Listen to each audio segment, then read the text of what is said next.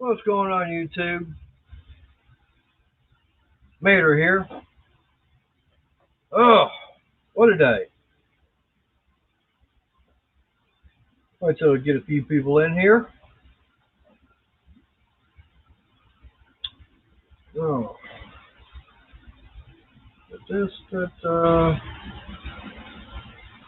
Get the link.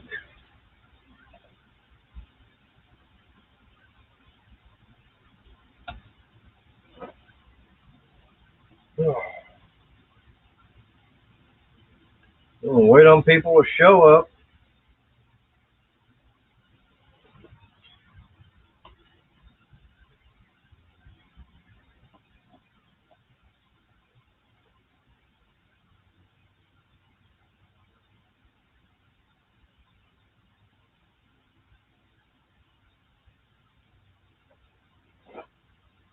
Oh.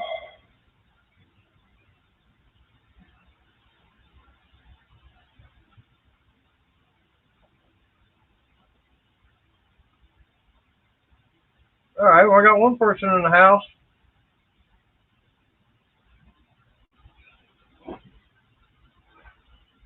Hey, my cod, I can't believe it. You're actually the first one for a change. You've been slipping. You finally getting back on track.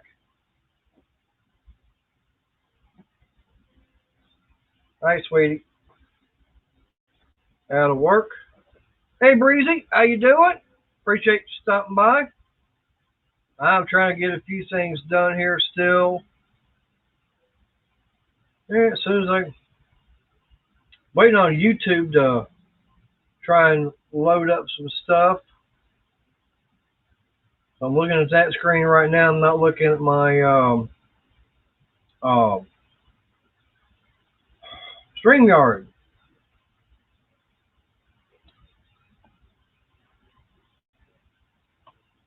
Trying to find all that.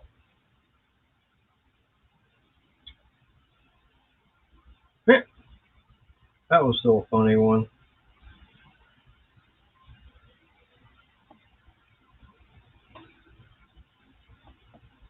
Alright, that's not. Get back over to StreamYard.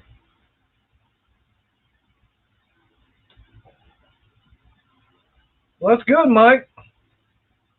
I'm glad that you got your phone finally.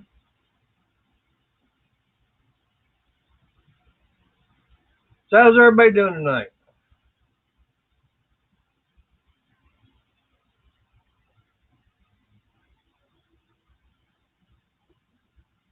Yeah, I'm still looking at upgrading on the computer. Still going. I'm still trying to find one that'll work and everything.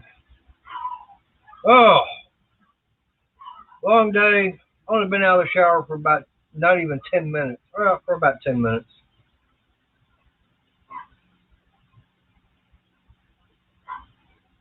Yeah, I was ready for the weekend yesterday. What are you talking about?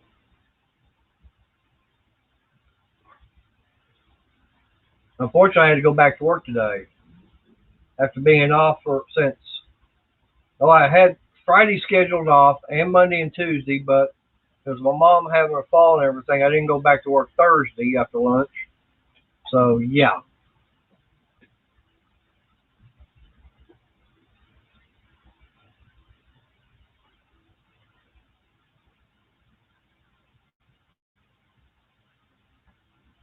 So Breezy, what you been up to?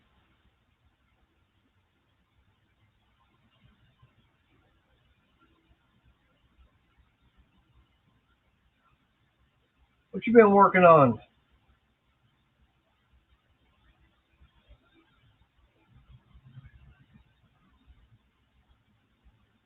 Well, Mike's working on Hondas, or it could be a Hyundai. There's Patch. How you doing? Appreciate you stopping by. Oh man, this computer is really wanting to be slow tonight. That's why I'll be glad when I get me a new one. See if it'll. I might have to be upgrading on my internet provider. I don't know. Maybe see about getting a little bit faster on it. I do know I am looking at upgrading the computer. This laptop's getting old. It's getting slow. I'm still. I refreshed my YouTube side, and I'm still watching the thing go round and round and round. It's like, don't need that.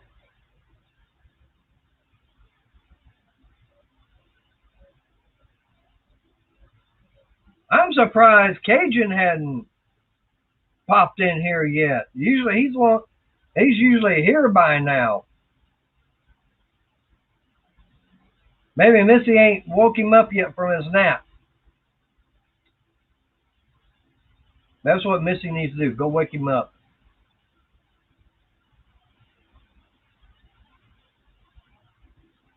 Oh,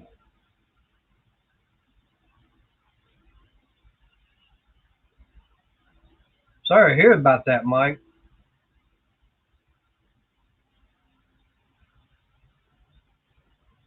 What kind of bite did he have? And hopefully he wasn't hurt that bad.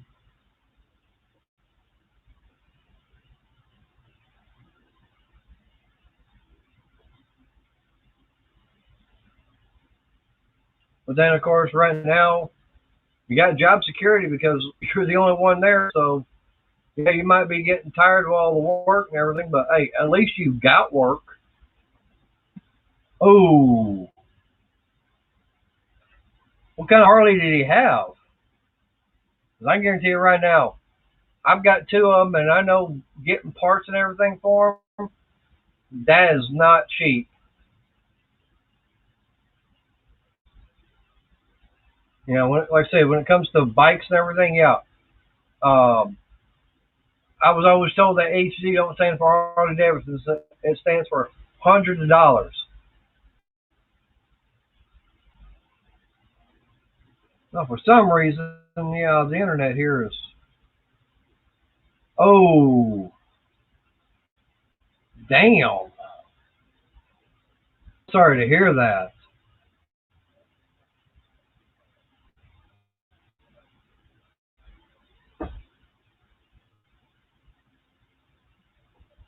I mean, so Mike, I mean, was it his fault or someone? Oh, thank you, sweetie. Yes, dear. Hi, guys. Yep. She was walking in, handing me my coconut water. Been a hot day today. Yeah. And as Very hot. soon as I'm done with that, I'm going to wait about 10 minutes. I'm going to have a shower. All right. Hey, guys, do me a favor. Make sure he shuts it down by 10 o'clock tonight instead of 1 or 2 in the morning, please. Well, Cajun's not on here, so that's a possibility. I guess he must still be napping, and Missy ain't told him. He ain't showed up yet, so. Yeah, I know. That's what I'm saying. Please knock it off at 10 o'clock. Yeah, it's a school Night, night. guys. Yeah, because normally this should have been our bike night, and because had the vacation and everything, I guess everybody's got that jet lag and everything. Is like, too tired to go do bike night. So Mike, I mean, oh, that's not good. So it was just him wrecking by himself. He didn't have anybody hit him or anything. Because I do know for a fact that most people that, as we call cages, it's inside of a car, do not pay attention. It's like, you don't know. I mean, like Crystal and I, we came back from that DOH rally, and getting up on the highway, I literally had some lady, and that's the nicest thing I can say, literally pass us on the shoulder of the entrance ramp, and it's only one lane. Wow. Sorry to hear that, Mike. Yeah, I was gonna say, I guess she didn't think I was going fast enough and everything, getting up on the highway. She needed to get up on it faster. And she literally just passed us right on the shoulder, kicking up gravel and everything on us. Yeah, I should say I hammered down on it, and I wound up getting out in front of her, letting her know I was not happy.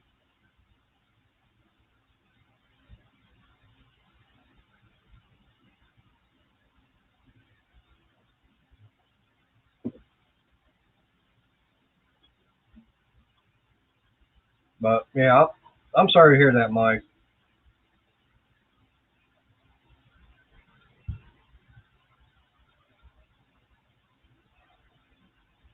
Damn. I mean, the neck depends upon where it was at. Yeah, I came close and everything to doing something like that. Hey, Sandy, how you doing? Uh-oh. Uh-oh. Weather Channel. Hang on, let's see what Mother Nature's doing. It's been hot, sunshine all day, and then this evening, rain. It's starting to be wanting to come in.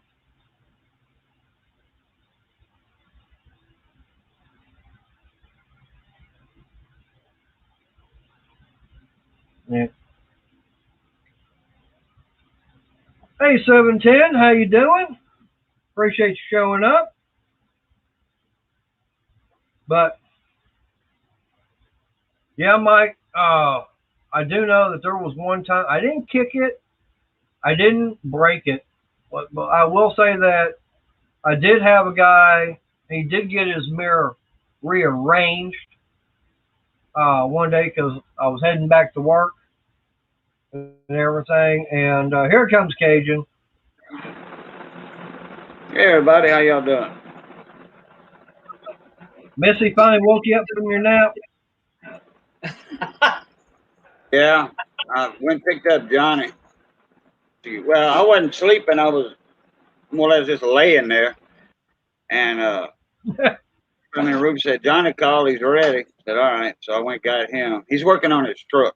So he's just doing some door work. In the interior, he ordered a new X-frame roller thing Right. for the window carriage, whatever. Oh, the window regulator. Window regulator. We went and picked it up this afternoon at he called yesterday. The guy ordered it this morning at O'Reilly's, and he seen us walking in the door. He was like, "Let me go see if that's in." Boom, boom, boom. Sure enough, it was that. He ordered this morning. Got there at 2:00 this afternoon. No, Mike, this is Azul coconut water with pieces. What's White Claw? It's I believe it's an alcoholic beverage. Oh, never heard of it. No. I mean, I've heard of it, but it's like, eh. Like, 710. What's up, Mike? Yep. Mrs. B Twin. Yep, Sandy's here. Oh, Crystal. Hello. I know she's back there somewhere. Hey, she's in the house. Can't stay long. Just want to let y'all know, Mater sucks.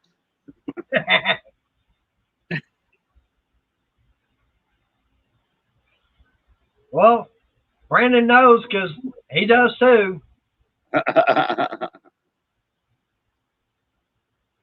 Well, I got some good news for you, Cajun. You won that bid. I got it. Oh, man. Did anybody bid on it? Not after I put my bid in. Oh, yeah, but I hope you didn't put too much where, you know. I mean, okay. This morning was the deadline, right? Yep. Okay. So, how long did you wait? The last 5 minutes? before you put your bid? I actually put a bid in about 15 minutes to go. Wait. Oh, 15 minutes left to go? Yep. On the bid. Okay. Yep. And nobody bid? Nope. Nobody saw that then or knew what it was. I guess not, because nobody tried out bidding me. How much you bid? $250. Oh, I wouldn't have done that. Well, that would have been, hey, that was in order to put a bid on it, that's what I would have had to bid. Oh, really? I thought it was 150. Yeah, well, a couple other people started going after it. And then 175. Well, it was 150, then it went to 175, then it went going to 200, then to 225. Oh, so people were bidding on it. Oh, you said nobody had bid on it. Nobody bid on it after I bid. Oh, okay. I got you. Right. So my winning bid was $250. All right. Congratulations. Thank you. Now they did have a buyer's premium on it. Of course, there was tax and then there was shipping. So with all that said and done, it was like $321. Damn, they hit you for that much?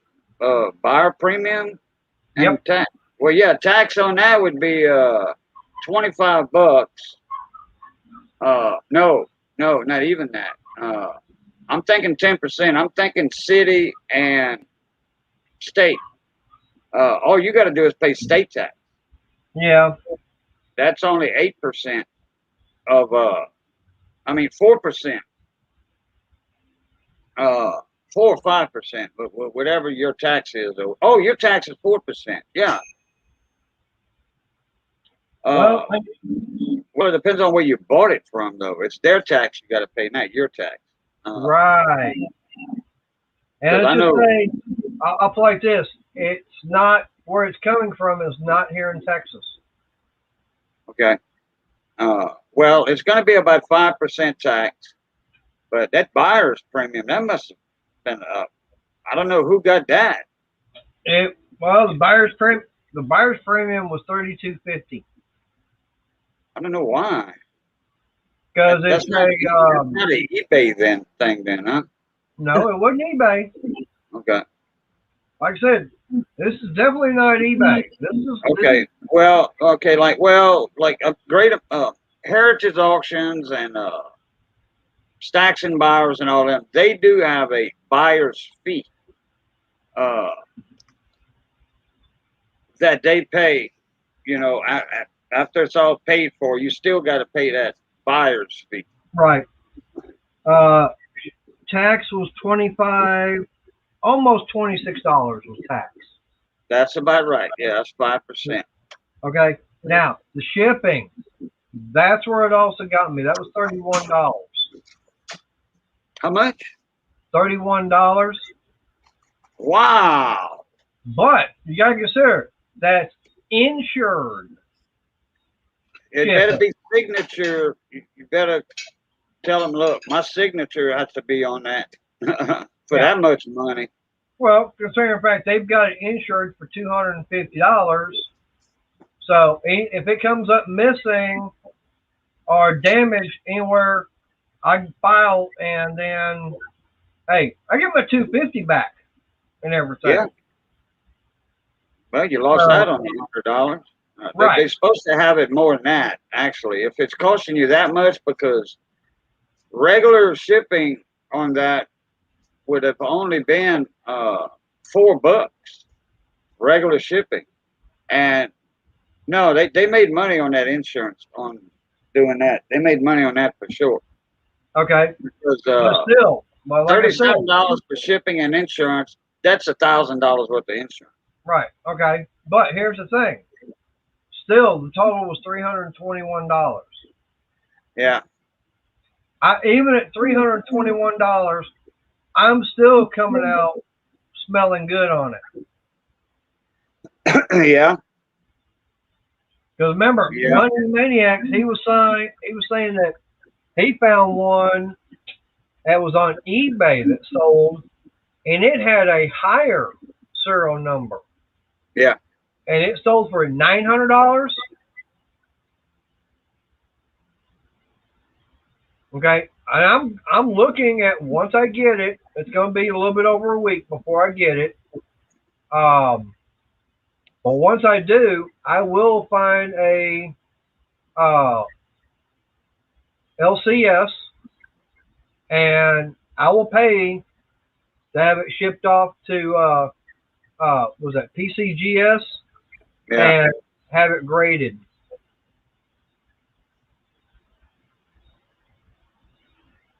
That's another $60. So you'll have almost 400 in it. Yeah, but remember, Money Maniac, he said that he'd sell it for what, 500? Yeah, something like that. Right. But now after he saw the fact that there was another one that had a higher serial number, it sold for 9, so that means he'd probably want to sell it for more. Well, it depends on the condition of the other one too. Right. But like I said, it was a higher serial number. Yeah. Not much Yeah, higher. condition make you or break you.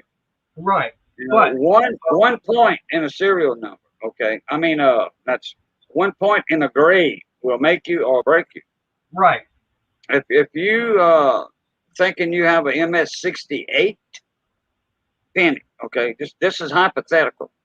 If you think you got a 68 penny, which I think I have one, MS 68, and that right there, that's almost 10 grand. Right. For that penny. Well, if I put out like 50, $60 for a grade, and it comes back 66, which I'm pretty sure this penny ain't gonna go 66. It's gonna 60, a little 68 or something. I'm thinking and wishing. Right. But if it comes in at a 67 plus, then I'm all right. You know, still in the green. But at one point, between $8,000 and $600, that's a big difference. Oh yeah. That's a true. big difference. And that's only 1 point. Okay. Yep.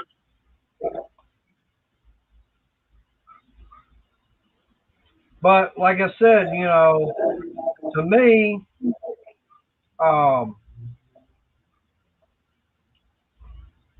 okay, so yeah, so I'm gonna have, I'll have close to, say, 400 tied up in it. Okay.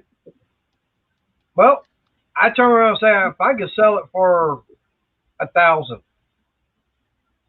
okay, then now that one that Money Maniac saw, now was that a graded bill? I don't think it was. I don't know. I forgot. We talked about so many bills Right. since then and coins since then. Oh yeah. But I was with the Three Stooges last night with Ed and them. Well, Jehu got off. I jumped in, and but Jehu asked me a question about a coin, a penny, right. 1990 S proof coin with Without no S, right. with no S. Well, how do you tell if it is an S if it ain't got one? Because they were only meant for collectors. They only made the S in San Francisco. All right.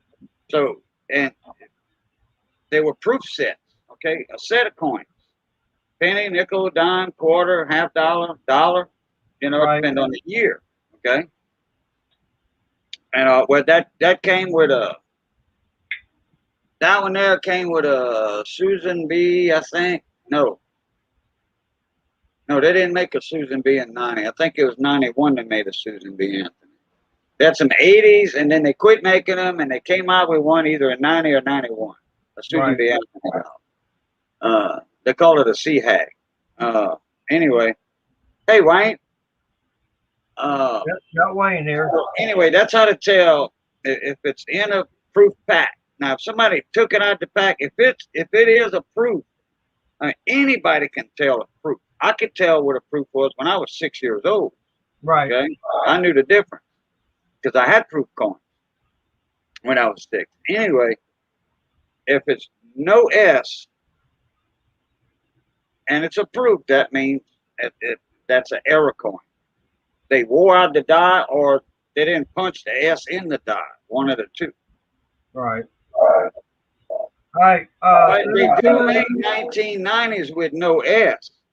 You find them in your change every day, but that's not that coin unless it's a proof coin. But then it's going to be an impaired proof because it's been through the cash register, through somebody's pocket a few times. It's going to be a low grade proof, impaired proof. It's still going to be worth something, you know, a couple hundred, 150, whatever. Right. And that was a $5 penny, the one he's talking about. Right. All right. 710 was asking what kind of bill. All right, 710. What I wound up finding, it was a 1966 red seal $100 bill, star note, with the serial number 0000192. Right. And the 192nd bill made. And it's a star note also. Yeah. But it's also a red seal. They all were red seal back then. Not really. I mean, I found that in 1934 it was green seal. Oh, no. But I'm talking about for the $100 notes in that time frame, all of those were red seal. All right. Yeah, it wasn't just like they made them 1 year and then they stopped making them, and 100 years later they made them again, for 1 year. It's not like the McRib. They were common. All the red seals are common. Right. McRib is once a year thing with McDonald's or something like that. Yeah. Maybe if you're lucky twice. Yeah. Yeah.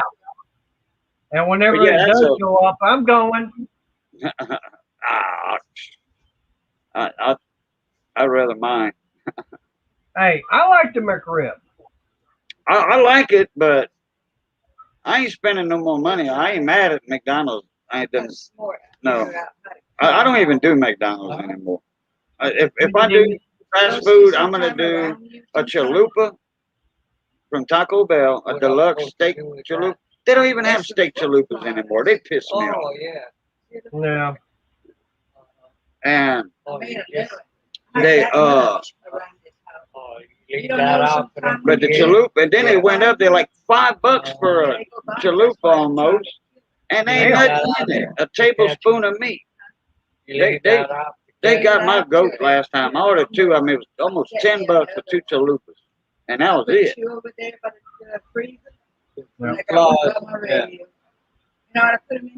But yeah, I mean, 710. All I know is that, when I was telling Cajun about that $100 bill, I thought, he was going to be falling out of his chair, and all of a sudden, I mean, he gets on the phone, he calls the money maniacs up.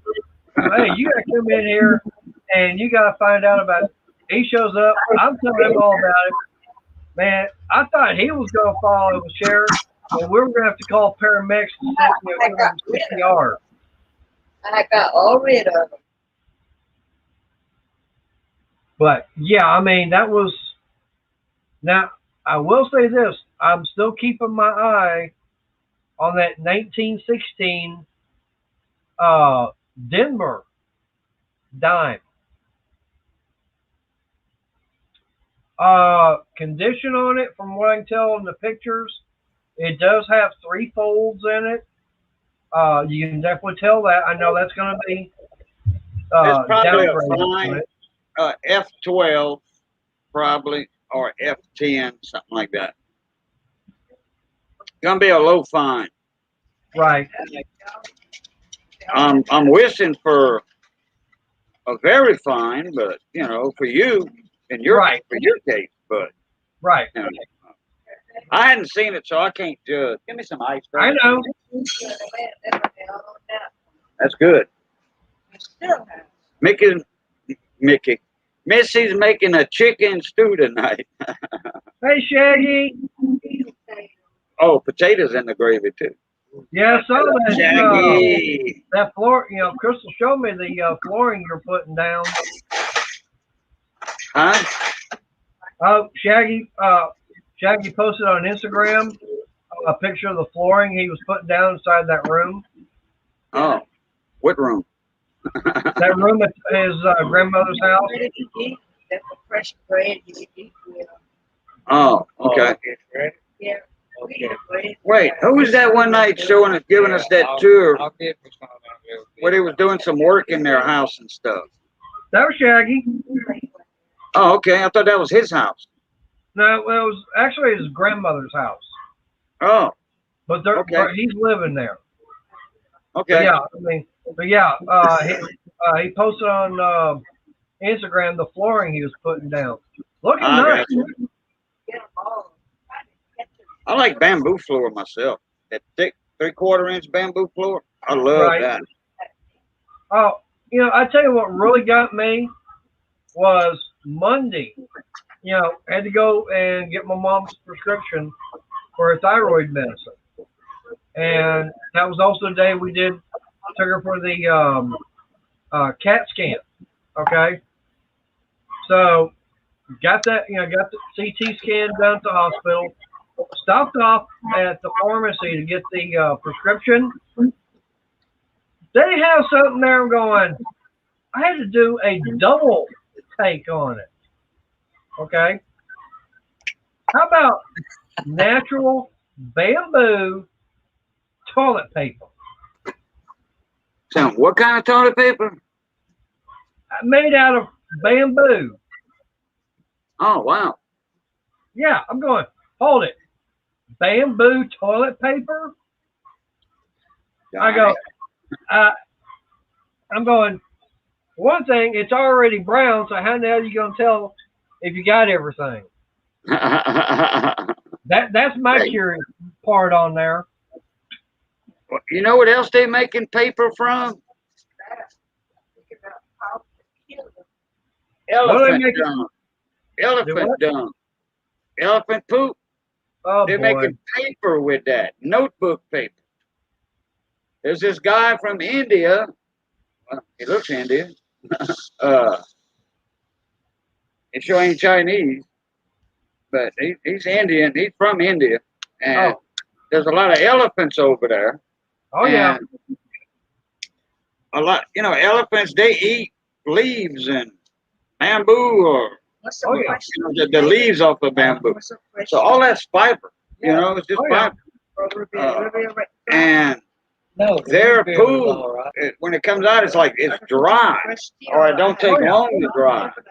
And then Let me finish drinking this. they process it and they make paper with it because it is elephant poo's almost pure fiber. Well, you can definitely tell they got plenty of fiber in their diet. Yeah, them elephants. Yeah, so they had a elephant, I don't know, adoption agency or something over there that it was for like an old folks home for elephants or something. Right. Something like that. Yeah. And you know, it's like yeah, you know what I mean. Anyway. Oh, yeah. I mean, I've seen him. There's a guy. He's from India or somewhere over there, and he's always taking something and making it into something else. And what really got me was I watched the guy take a V-twin air compressor motor and turn it into an actual running gas engine. Wow. Is that the guy that does the like the nuts in the bolts, a little piece of aluminum plate or something here and there, and he'll make something real useful out of it? Yep. Okay. And I mean, it's like I'm watching the guy and everything, and it's like, wow, I would have never thought about that. Johnny's daddy can do it. Well, Yep. Frank passed away some years back, but yeah, Well, he could have done it. He could have done it. what was your response, Shaggy? You did. What'd you do? Write something in the comment that got you booted out? I don't see nothing.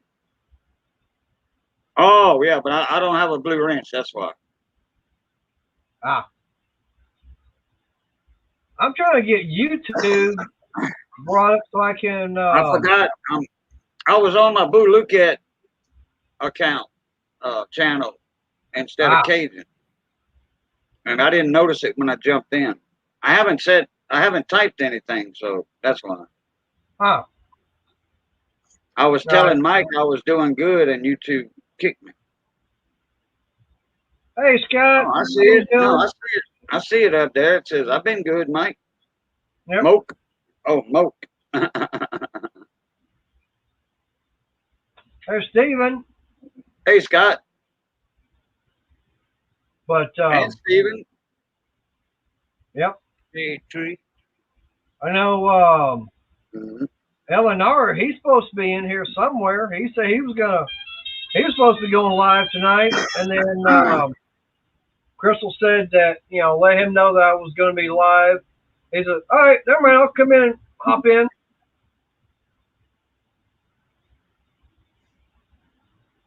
Well, I'm like 11 away from that 1,000.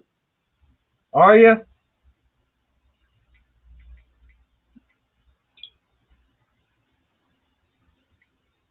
You're getting closer. Oh, really, Shaggy? Okay.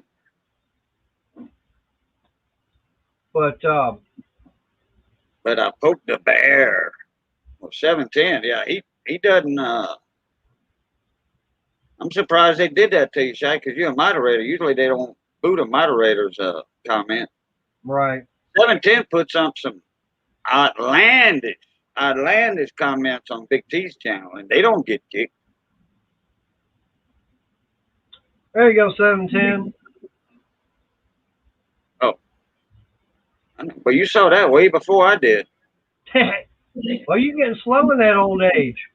No, it's just I got to refresh my chat. Ah. Well, for me, I know that if I go, on StreamYard, it's faster than what YouTube is. And it can also be the same way, like if I'm watching on my phone compared to actually on the laptop. Usually, like when I'm the host, right? When I'm live, the YouTube, I see those comments before StreamYard comments. Oh, really? Oh, 710 said no. I mean the link to the channel you need subs, Kaden. Okay. Okay. This channel. 17. A Boo Kit.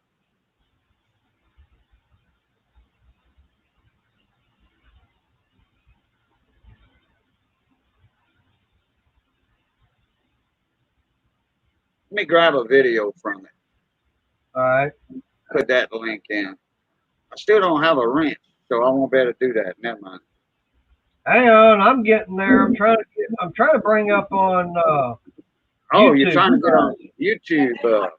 Right. I'm trying to get that brought up and everything.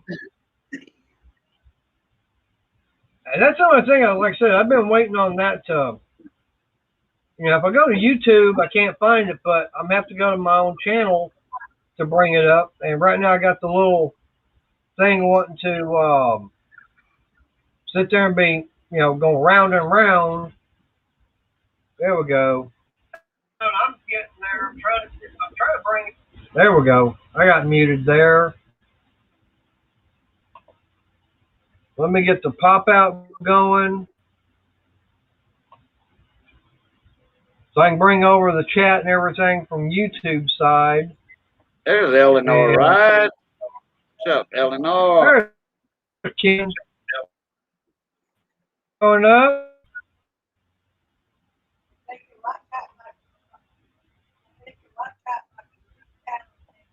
I got that going.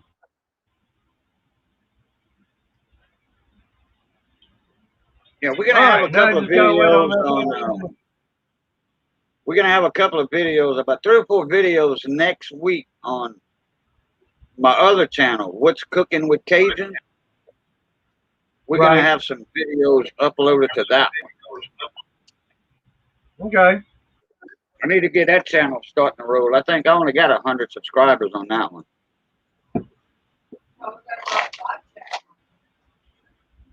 Or on Missy's channel. Let's see. She said, but that is her channel, What's Cooking with Cajun. She's the host of the show, so that's more or less her channel. You got a wrench now, Cajun. Oh. All right. Let me throw that link in there. Yeah, that's the only way I can do it. I have to go through the YouTube, yeah. YouTube side. Yep. Yeah, YouTube chat. That's the only way you can make somebody a moderator. Right. You can't do it from the StreamYard side. And StreamYard is not affiliated with YouTube. Right. Well, I do know that when, like on Sunday night, when I'm watching Den of Tools, I know I'm a moderator on his, so I can actually put a link up there on my channel.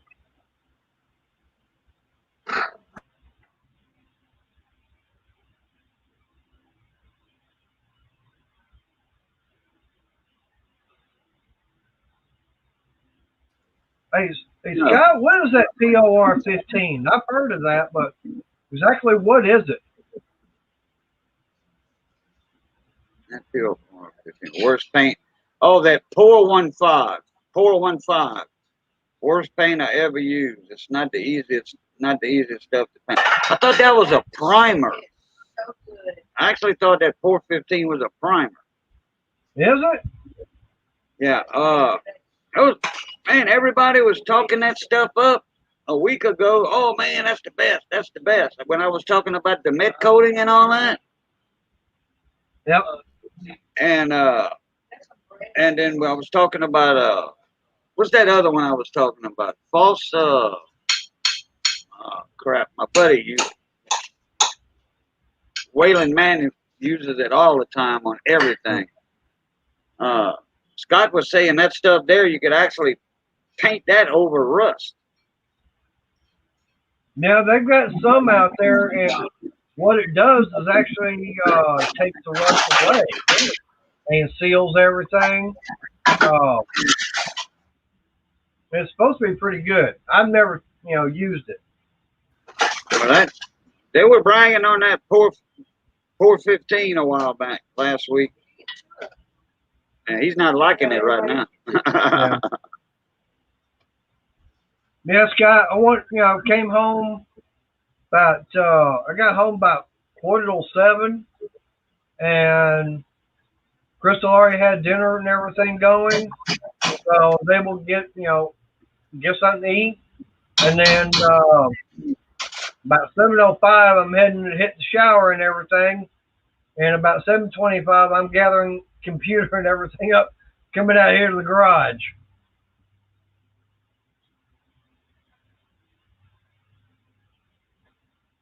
When you gonna run your Cat 6 cable out there?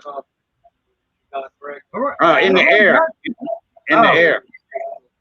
Whenever I get a chance. Oh, okay. Yeah, you got everything to do it with. You've got your electrical staples and all that. Oh yeah, I've got all that. I just gotta have time because I've got other things around here that needs to get done beforehand. that's something that's not a high priority to get done. Right.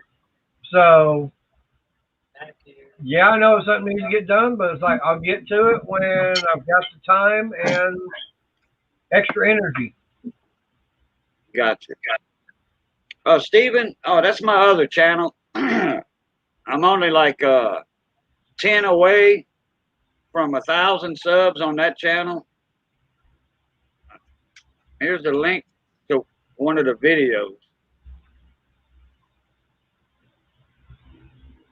That's that Boo Lucat channel I got. I've been on YouTube for 10 years with that one, but I didn't know about getting monetized and all that stuff. I had no idea. I was naive to it. I would watch YouTube songs, videos, because they Right. had a lot of Cajun music on YouTube. A lot of Cajun music on YouTube. And that's all I was using YouTube for. So I had a channel, just to comment, I had a channel. I was signed up and all that. And I made my first video. I forgot what my first video even was.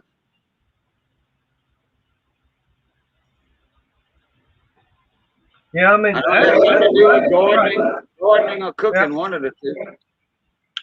that's what I started doing YouTube on was just basically like watching music videos, a few other things here and there, and then I know that about 6 years ago is when I started watching videos dealing with the idiots in cars and trucks and everything, uh, putting bikers' lives in danger. Oh, yeah. Yeah, and everything happened after that is like, and then shortly after that is like, I started watching other videos and actual channels, and then a little bit over a year ago, like I said, when I started watching, actually it's been about a year and a half now, year and a half, almost 2 years. That's when I started watching Dinner Tools, um, and everything on their live stream. It's like, hold it, live stream, and I just started watching there, and everything's kind of like, oh, okay, so I can get my own channel going. I didn't know that. Yeah, same as me. I was naive to it. Yep. Eleanor I said he know. went to the dark side last night and started the monetization process for his. Uh-oh. So now you can start going around going, I am your father.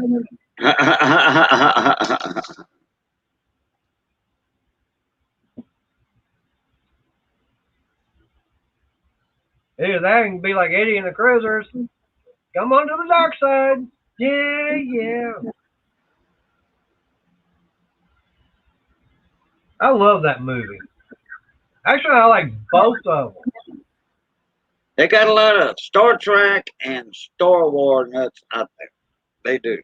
I'm a Trekkie from the old days. Johnny Best too. He's a Trekkie. He watches Star Trek just about every day. Hey, Jeremy, how you doing? He's got it's not on cable. It's just an over-the-air channel, Right.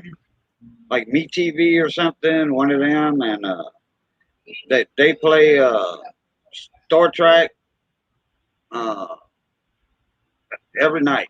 They play an episode. Star Trek: The New Generation. Yeah. Deep Space Nine. Yeah. All back to back. Star Trek Voyager and Star Trek with Scott Bakula. Yeah, they'll play every night. An episode from each series every night. Hey, Jeremy, how you doing, buddy?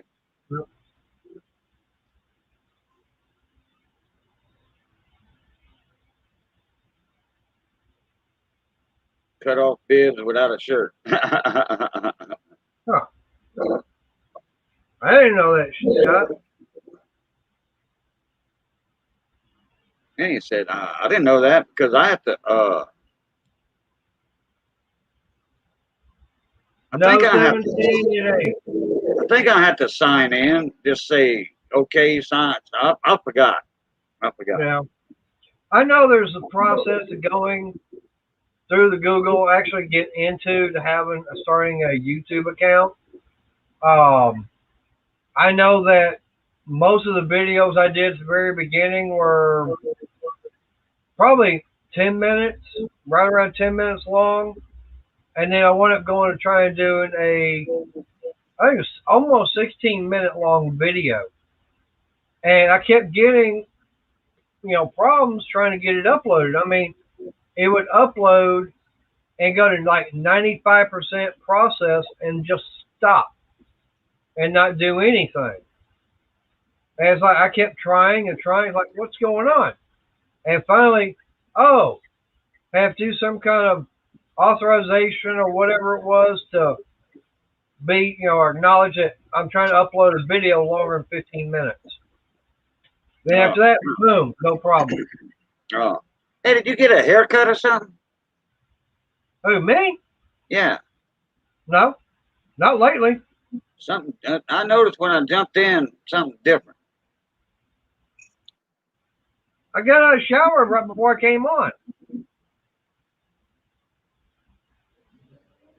Yeah, Missy said he does look a little different. With your hair or something. I don't know. Maybe Yeah, you ain't wearing your glasses. You ain't wearing your I don't have glasses. That's what it is. Well, usually on the live streams, I don't have my glasses on.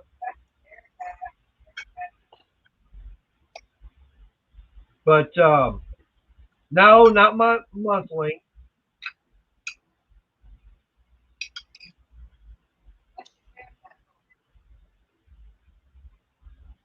But now, like I said, just because today, like I said, it was in the upper 90s, and then all of a sudden, it was like about 3:30, 4 o'clock. The sky started getting dark and everything. It's like, what? And I looked on the radar. Yep, we had actual rain storms coming. And then right before, I think probably about 7:25. Actually, no, it was at about 6:45, something like that. When I actually came home from the store because I had to get a couple of things, that's when I started feeling a few drops. And I mean, right after I came out here, it was like nothing. Well, I think Johnny's the one that told me, or somebody else told me that we're getting a cool front coming in. I don't know, what, 4 more days, Johnny, or something? Yeah, Johnny told me about it a few days ago. Supposed to be in 60s, low 60s at night, and like 79 for the high or something. Sometime next week, but for only a couple of days. Yeah, oh yeah, it won't last long. But that'll work. I'll have my out-of-state guests over here, and it might be a little cool for them. Yeah. So, Jeremy, you trying to say that people were definitely doing that 6 feet distancing from you? Social distancing? Yeah.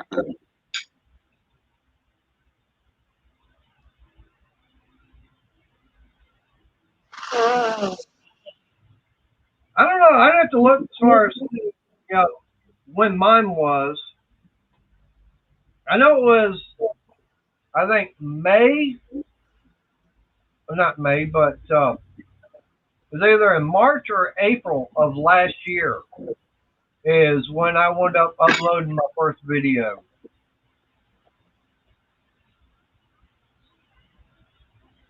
Let me see. Let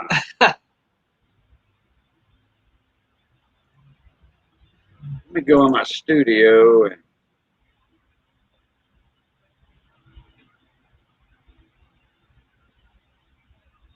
Yeah, it shows I got 990 subscribers. I need 10 more. Wow.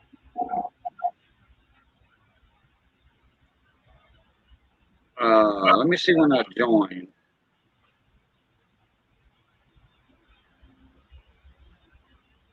So your dogs are telling you, Jeremy, that you smell worse than they do when they're wet?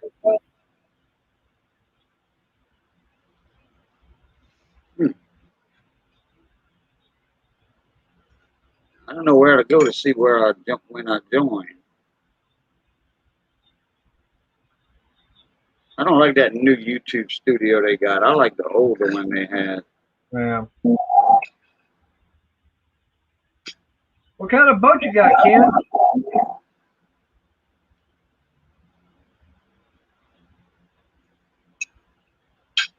You don't have it called the Minnow for a 3-hour tour, do you?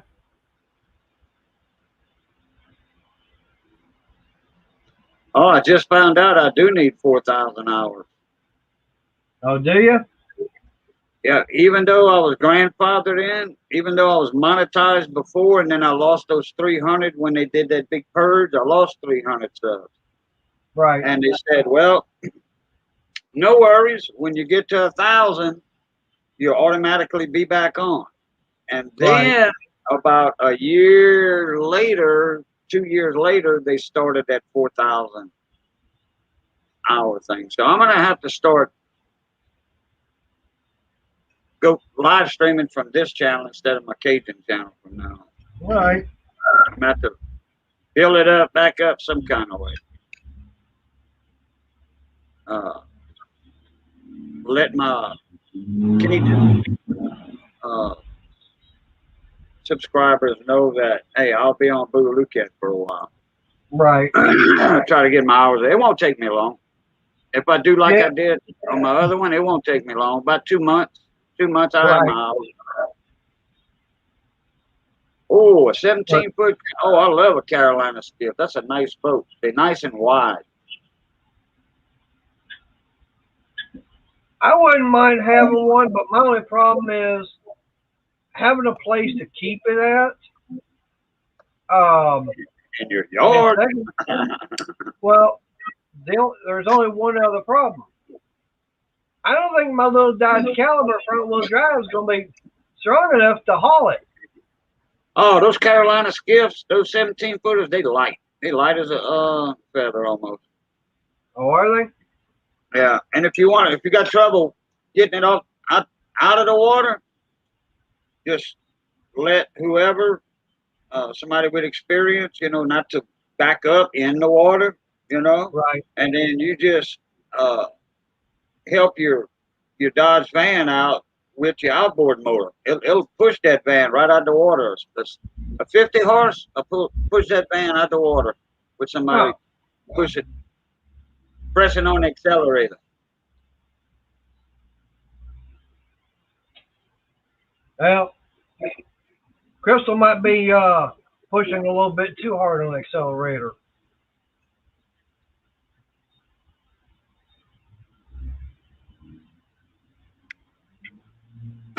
Boy, man, Johnny got stuck last week, and he called Aaron Roy, his buddy, and he's deaf and he can't hear. He wears hearing aids, and he still can't hear. And he just don't listen. Even if he hears you, he don't listen. And Johnny told him, look, you're going to have to jerk me out. So anyway, he backed up, but he pulled up slow, tightened the rope. Then he started pulling, and he burnt a tire completely down to the wire. Wow. That's how hard that man was on that accelerator. And now, I mean, that was his truck, though. He was doing that to it. That'd have been Johnny's truck with him on there. Oh, but anyway, Johnny's trying to tell him, whoa, whoa. Johnny had to jump out of his truck, go around, beat on his window, and said, stop.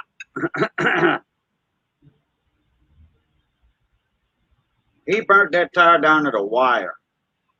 Wow.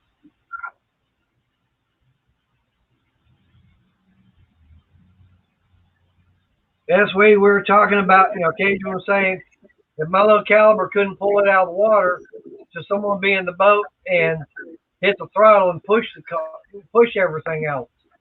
Yeah, it helps. It does. A lot of people do that. But like I said, she'd probably push too hard on the accelerator. Oh, Probably, okay. try with the boat and everything, try and jump over the car. Oh, no, you be in the boat. That way you know when to kill the engine. You know, as soon as that engine clears the water, you know, shut it off. Oh yeah. Oh, that Catahoula leopard, yeah. He's a prissy princess.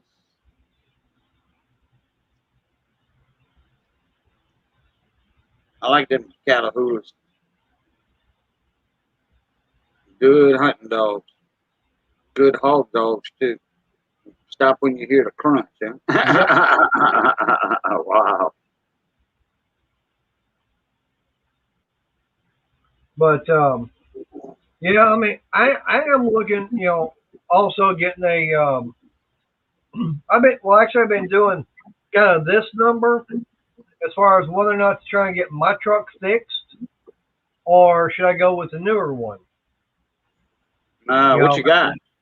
It's a '97 Dodge half-ton club cab. Is that the one with the real seats in the back? Yep. Okay.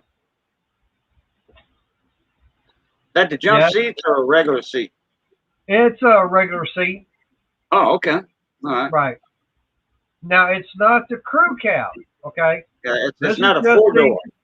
Right. It's not a four-door. It's just the club cab, which is probably about another 18 inches. So if someone is sitting back there, you really don't have much leg room. Like somebody like me, I gotta put my leg sideways. Yeah. No. And no. I buy another vehicle, it's either going to be another Harley or it's going to be a Chrysler product. Plain and simple. What if you get a good deal, though? That makes a difference. It's either going to be a Harley or it's going to be a Dodge. Okay. You couldn't give me. I mean, even if the deal is now, if someone gave me a Chevy truck, I guarantee you, first thing I do is go trade it in on a Dodge. Same way with the Ford.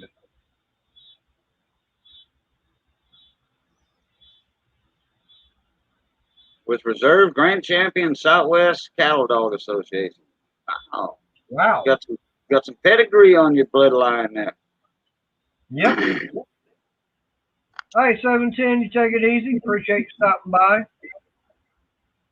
But when I had my Dodge truck, I wanted to get out of it. I said, well, I'm going to find something later on and then put it for sale. And when my buddy came down from Indiana and spent the summer down here with us, the winter down here with us, because he couldn't take the winter up there. And he had a big old $500,000 Bluebird motorhome. But he didn't pay that for it, but that's how much they were worth when it was new. And he pulled this Jeep Liberty behind it. Nice Jeep, man. Leather seats, cool, heated seats. The works, it's a limited edition. Right. And that's the one with the good transmission in it. And one day, he was over here, and then my son calls, and he was at the hospital. And he says, here's the address, Dad, where I'm at, where I'm staying at right now. He had broke his back, stuff like that. Tore his back up bad. He fell on his shrimp boat. It was at the fuel dock, and he was climbing up. The tide was real low. And anyway, those in Cameron, by Monkey Island over there, to climb up to the fuel dock, it's a few, like those water tower type ladders to go up with. Well, he slipped off of that. And yeah, heard about it today. Dusty Hill died. Heard about it today. ZZ Top, yeah. Wow.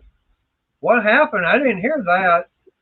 I don't know. I heard it on the news on the K-Bone radio over Oh, here. I heard.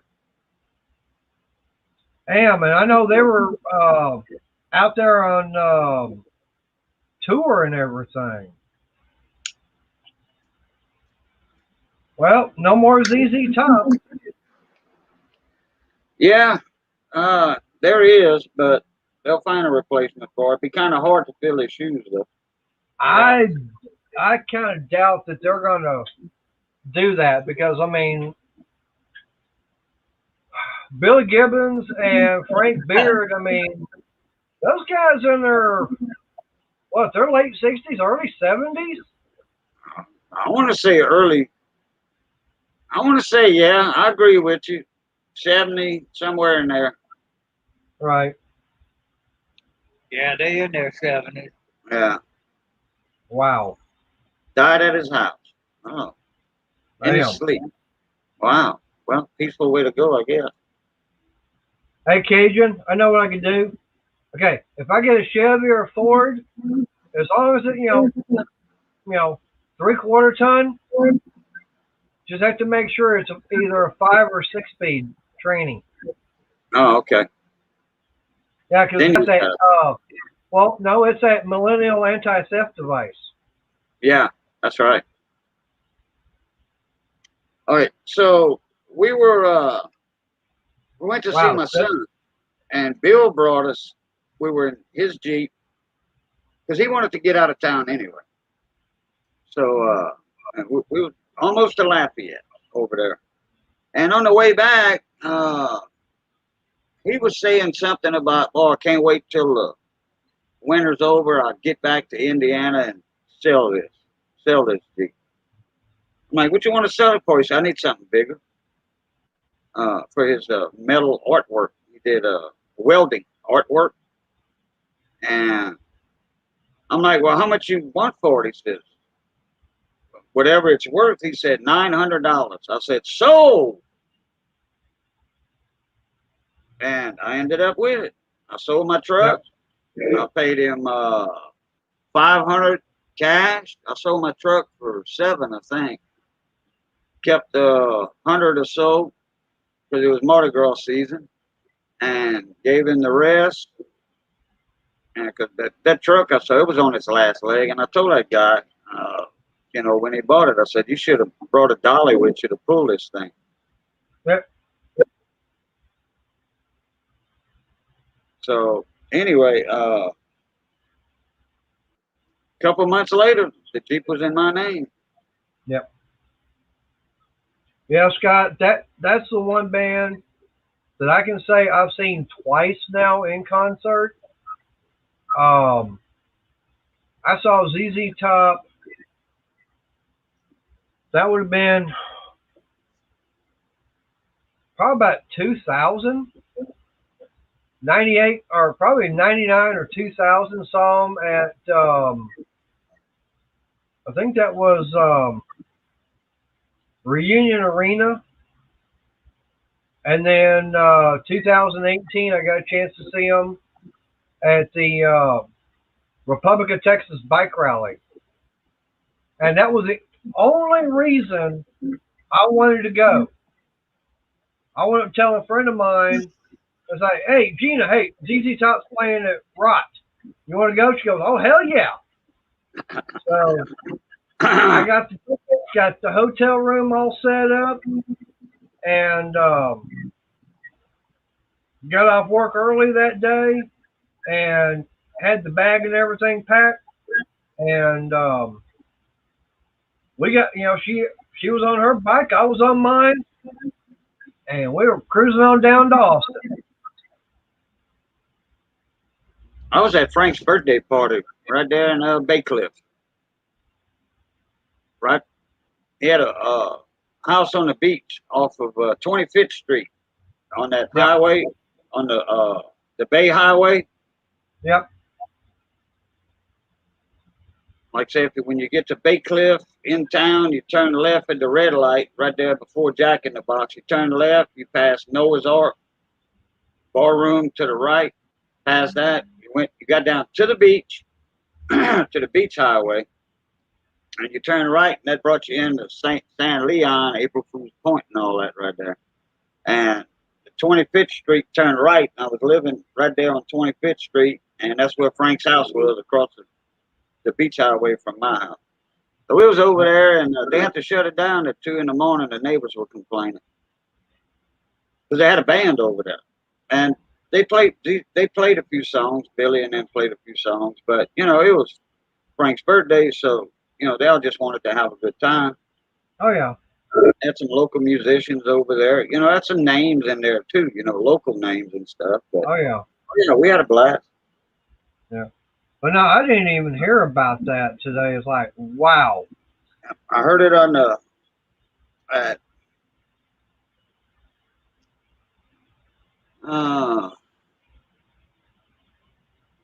5 o'clock news on the radio or something. Huh. Oh, right when Phil Daigle was getting off, Johnny. I think. I think. No. Yeah. Well, I know that. No, it was a 5 o'clock news. That's when I heard it. Right. Well, I know for me, usually I'll see something like that post up on Facebook and everything, but I haven't even seen that. Oh yeah, something like that be all over the internet. Oh yeah. Facebook, all that.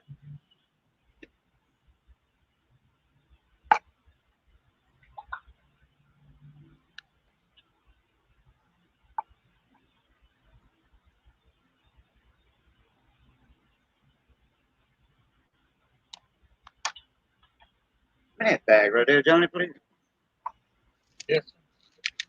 Yeah. Medicine. Fucking thank you for reminding me.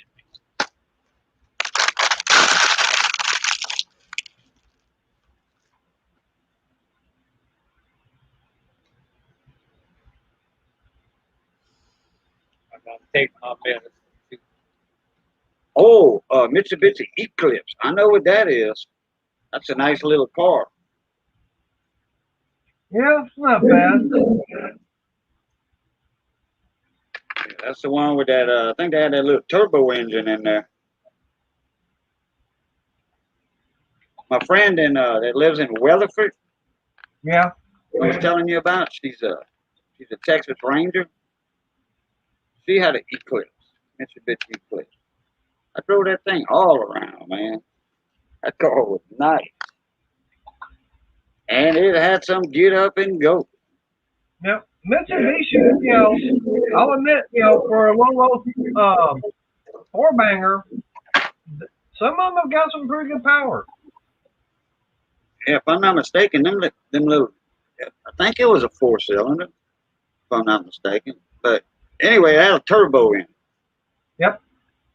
Now they do have some V6s, but I think the 4-cylinders actually have a little bit more get up and go than the V6s. Yeah, because I don't think the V6s were turbo. No, probably not.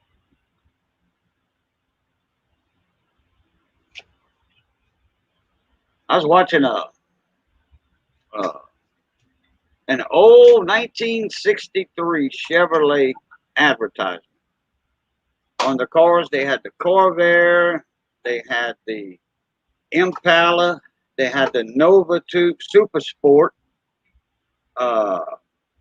they had the Corvette. They showed 2 different Corvettes. All this was 1963. The Impala,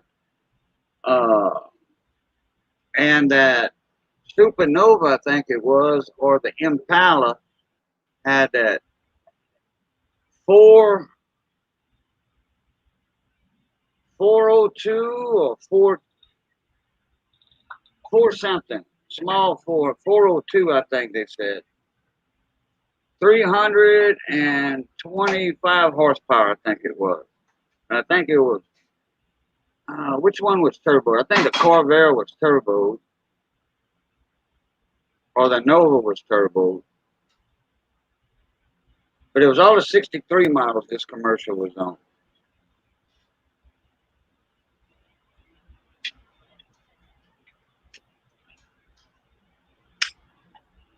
And those brand new cars in 1963, boy, because I had a chance to buy a 63 or 64 Impala.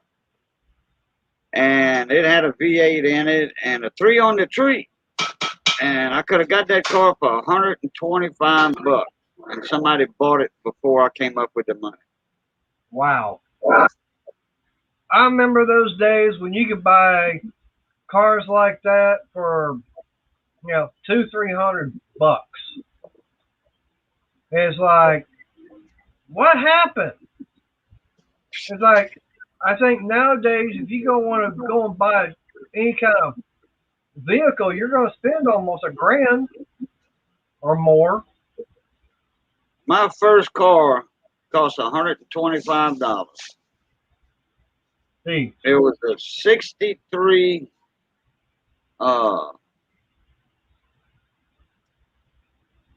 Oldsmobile. I forgot the other part. Oldsmobile something. But it had that big 454 rocket in it. 455 rocket.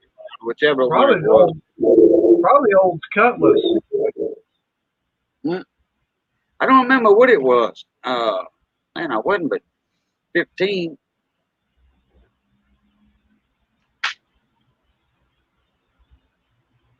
At $125. Yeah, but I guarantee you ain't gonna be able to find it. Find one at that kind of price nowadays. Oh no, No, not even in a junkyard. no. It's worth more than scrap. There's a place around here that they do car auctions every single Saturday, and the first cars that they're going to be running are going to be the non-runners and ones that there's something wrong with it where it's not going to be drivable on the street, something you have to fix. Yeah. And I'm going, okay, I can, that looks interesting. And Crystal and I, we were watching it one day because there was a couple of vehicles I was interested in. And I'm going, $1,200 for a non-running vehicle? And it's like, another one I think was like $800-900, something like that. I'm going, these people got more money than they got sense. Well, like I got a buddy of mine, Don Araby. Johnny knows him. He's from here. He lives up in Alexandria now. He buys cars and flips them. So if he's the type of guy, if he saw a nice body, okay, a good body, but the engine's blown in it, he's got a buddy of his that does his mechanic work, Right. and he can throw an engine in that car and make money. Got it? Yeah, I heard it pop. She got one of them. She got a fly with that electric fly killer. Oh, really? Yeah, you can hear them pop, and flies make a noise. Oh, yeah. Kind of like one of them little snaps you throw on the ground, oh, yeah. Firework snaps. Yep. But, I was going to say, I remember years ago, and we're talking about 11 years ago, I went to the same auction and everything, and they had it was a 93 Plymouth Voyager. It was running and everything. Had a little 3.0 Mitsubishi V6 in it. And I got it for, my bid price, I think $300. And with tax, title, buyer's premium and everything, just under $600. Drove it home, and there was only one thing wrong, or two things wrong with it. One was the little wiring harness for the license plate light was out. Well, I wound up being able to get that brand new from O'Reilly's. All I did is I gave them the Chrysler part number. They cross references. Oh yeah, we can get that. Okay. There was that, and there's what they call the clock spring. And what that is that's the mechanism up inside the steering wheel that operates your horn, your turn signal, helps operate your wipers. It also deals with the airbag. And I wound up going out to the junkyard, and I got one out of a steering column of, I don't remember what year it was, but it was close. Put it in, everything worked fine, went over and got it past inspection, no problem. I wound up driving that thing for almost 4 years, and it was a week right before, it was a Thursday right before Thanksgiving, and I'd just gone to the grocery store to get some groceries, heading home, and it's a 3-lane road, but up ahead where the light was the highway. Well, the left and center lane went straight. The right-hand lane was right turn only to get on the service road. I'm going, okay, fine. That's exactly where I'm going. I'm getting up on the service road to go south to head to the house. But the light was red, so everybody was stopped. So, and speed limit's 45. So I'm just cruising along, and next thing I know is I got some guy in I don't remember if it was a Chevy or Ford truck right out in front of me, and I slammed into him, probably doing about 40. Dang. Yeah, I mean, I shortened the front end on that little minivan quite a bit. Shortened it, huh? I shortened it, yeah. But I tell you what really helped was the fact is where I hit him at, it was right there with a battery, and the relays were. Okay? Somehow the fuel pump relay had gotten destroyed.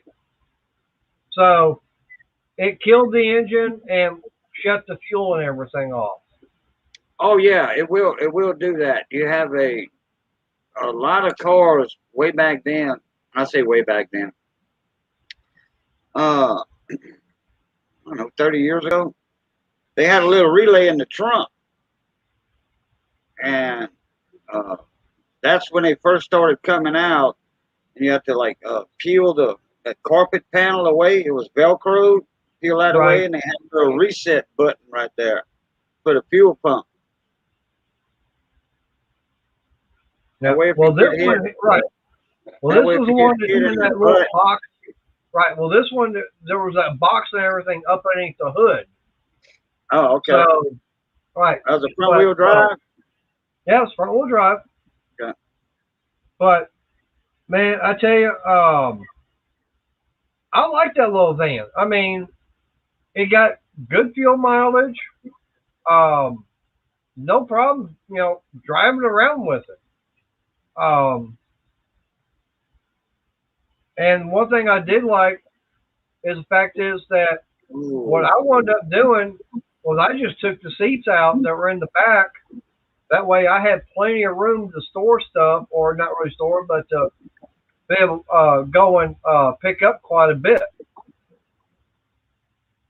So, I mean, if I wanted to go get some lumber from either Home Depot or Lowe's, I had no problem being able to carry 8-foot 2x4s in there. Right. Oh, I can carry 8-foot, 10-foot in my Jeep. I just leave the back window open, the rear window. It has the hydraulic shocks on it. And it'll stay up. It'll stay up on its own. Right. I can haul lawnmowers in it. Yep. Push mowers. I just put one seat down. That 2/3 seat or 60% seat, they call it a 60/40 seat. I just put the the wider seat down, put the mower in, and get it where I can closed the back gate because the back gate swings open from the Right. right side, passenger side toward the left side. And I just leave the window up. Actually, I've hauled 2 mowers. I find them on the side of the road, I pick them up. Yep.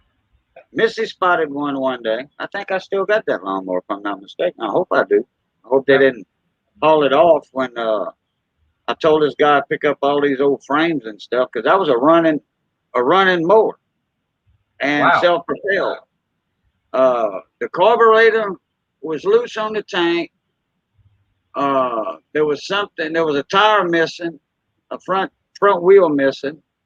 So I had some old frames here, and I tightened up, soaked the carburetor, put a gasket set on it. That's the one with the gasket and the diaphragm. That's the one with the classic, 3.5, 4 horse classic. So, and I put a wheel on it, and boom, running mower, no problem. Mrs. the one that spotted it. We passed right in front of it. Mrs. stopped. I'm like, what? What you stopping for? She said, there's a lawnmower right there. I'm like, oh, okay. Back up. Yep. There was 2 guys. I know Guys under the garage. And I said, hey, y'all throwing that lawnmower away? And they said, yeah, anything in that pile you can have. Yep. Does the mower run? Well, No. Nope. I said, give me an hour. It'll be running. Yeah. Well, I mean, like on this toolbox I've got, that one up, this 56-inch U.S. General, the one I got from Harbor Freight, for just under $400. I got lucky that it actually did fit inside of my car.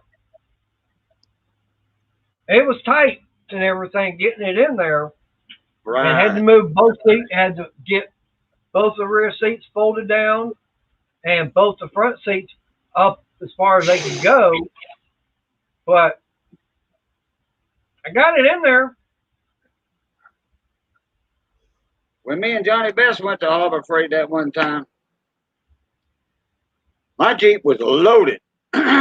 Loaded. Let me tell you what. Loaded. I had some stuff. He bought that his new brake, metal brake. He bought that. He got some dolly carts, furniture dollies. He bought those. They were on clearance. He got those. He wanted wheels. I said, Johnny, look at these furniture carts, furniture dollies. I said, they cheaper than the wheels. I said, just take the casters off of that. So he did. He bought several. They were on clearance. I mean, they were like $5, $6 a piece. Cheap. And I forget all what we had. We had a Jeep load of stuff from Harbor Freight. Everything was on clearance, and they did not have 3 things I wanted that I went there for. Wow. I went there for a little portable air compressor, a little 2-gallon or whatever, 2 or 3 gallon. Right. They were on clearance. They ain't gonna have no more. They were $40. Oh, train. Hold on, I'll be right back. All right. Just don't send them my way.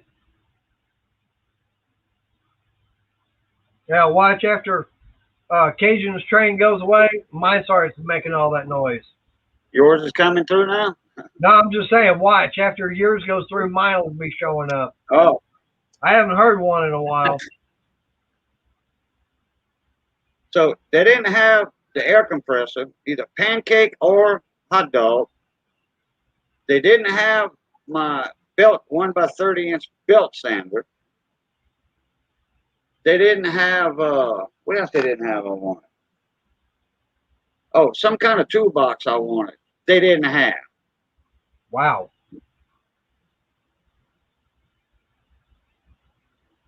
I did get my fuse set. They had a, I forget how many fuses, 100 or whatever. The little ATC fuses. Right. Got a box of those for like $4. You know, go to O'Reilly's or AutoZone. Go try to buy one fuse. No, you got to buy two. Yeah, $2, Yeah. $3 for two fuses. Yeah, I know. Yeah. Yeah. I got like 100 for $4 on clearance now. Okay. Well, I know that I wound up buying one time. I was over at Harbor Freight with Crystal, and I bought a couple of those LED lights, and I think they were like $18, something like that a piece, but they were 1,000 lumen. Because what I've been wanting to do is have some lighting out in the backyard on the corner. And I'm thinking, okay, fine. I get something like this. I can get them mounted up there and everything. Yep. Okay. That's the leather with 4-pack assorted belts. Okay. Right. This is for, and then I got a big old cake. That's a big old cake of jeweler's root. Jeweler's root. Okay, that's what jewelry store guys make jewelry Right. and all that. They have the leather and they put this on the leather, and that's what they polish your rings with and all that. Oh yeah. Yeah, the leather belt in there too. And whoop. And here's 5 belts. Here's the leather one, the 1x30, and here's 4 different grits. Okay.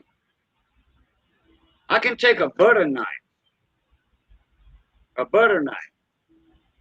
and make you the sharpest knife that you ever had with this. Oh wow.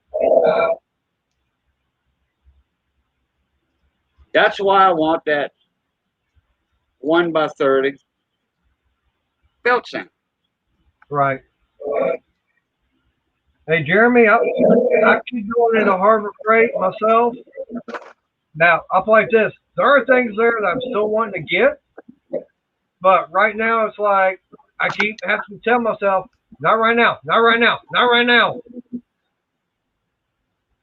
But I did take those lights back because I got it home and turned one of them on, got it out of the box, turned it on, and I'm going, wow, that is not bright at all. And it's like, hold it. I got these Braun 5,000 lumen lights out here in my shop, okay? They're giving me plenty of light. So I seen another one they've got, but it's like $50. And it's designed for being outside, and I think it's a 5,500 lumen. So I'll probably wind up seeing about getting those, but not right now. And how many lumens are the one you have hanging in your shop? 5,000. 5,000? Is it one bulb, one tube of LEDs? Yep. Let me go see what mine is. Hold on. But yeah, I mean, for me, like I said, as a matter of fact, I mentioned to Crystal that what I'm going to see about doing is I'm going to see about getting a couple more, and I'll take the ceiling fan down I've got in the room, and I'll get it all set up where I'm going to have one, I have 2 of these in the bedroom, one basically on each side of the bed. I'll get a ceiling fan put up there without a light fixture and put a double switch in. That way, if I just want lights, flip that on. If I want the ceiling fan, I can flip that on also. Yeah. I looked at the one I got from Walmart. The one for $14 is 4,000 lumens. And this one here I got above my electronics workbench. That one's 6,000 or 65, but that one has a pull chain on it. Wow. When did he but pass away, Scott? Ron Popel? Really? Wow. Yeah, that's Ron Coat. Yeah. Yep.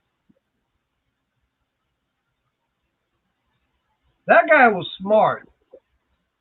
I mean, as far as the stuff that he would have and everything, Yeah, stuff he invented. yeah. I mean, as I remember, I even had a one-time little pasta machine he had. I'm going, man, that thing was neat. I loved it. You know who makes a good pasta machine? Who's that? You'll never guess. Well, you probably would. He's a Louisiana Cooney, Cajun, but he's Italian too. He's Cajun and Italian. That's Emerald Lagasse. Yeah. Bam! I Yeah. can believe that. Yep. Yeah, he has a pasta machine out. Now, it's not one of them cheapo plastic things that like Ron Propel used to do. Ronco. Their stuff was good in a way. You just have to watch how hard you fed something into it, or like the slicer they had, or whatever. I don't know. They must have had some ultra high power on the stuff they was using on TV, because when you ended up with it at your house, you couldn't do half of what they were doing with it. Right. Oh, Crystal, yeah, Crystal guessed it. Emerald. Yeah, he's got a pasta machine. Now those, they actually look high quality, you know. And he says he uses those in his restaurant because he makes fresh pasta in his restaurant. I love Hey, I broccoli just pasta. noticed. Oh man, I love it. Yeah, but not only does it make pasta, it grates cheese, grinds meat, and makes frozen desserts.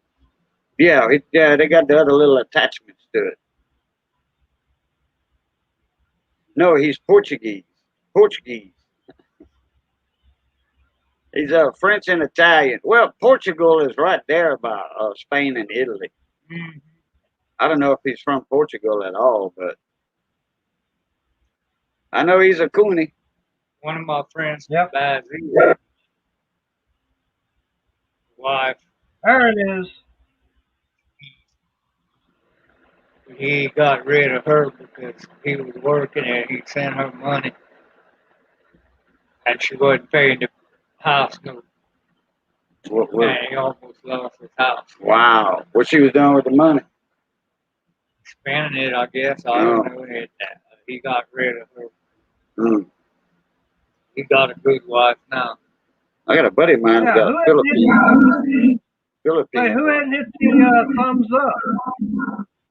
You know, Big V on the Basil Road? Yeah, Big V. It shows I got 10 people watching. From Thailand or somewhere. I don't know where she's from.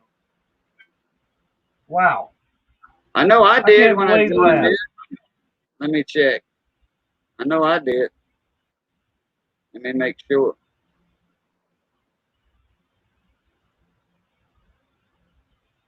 Huh. Like I said, all I know is that show watching.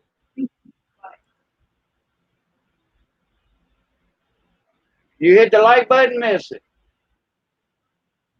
I think she said she hit the like button, yeah. Huh. Yeah, I hit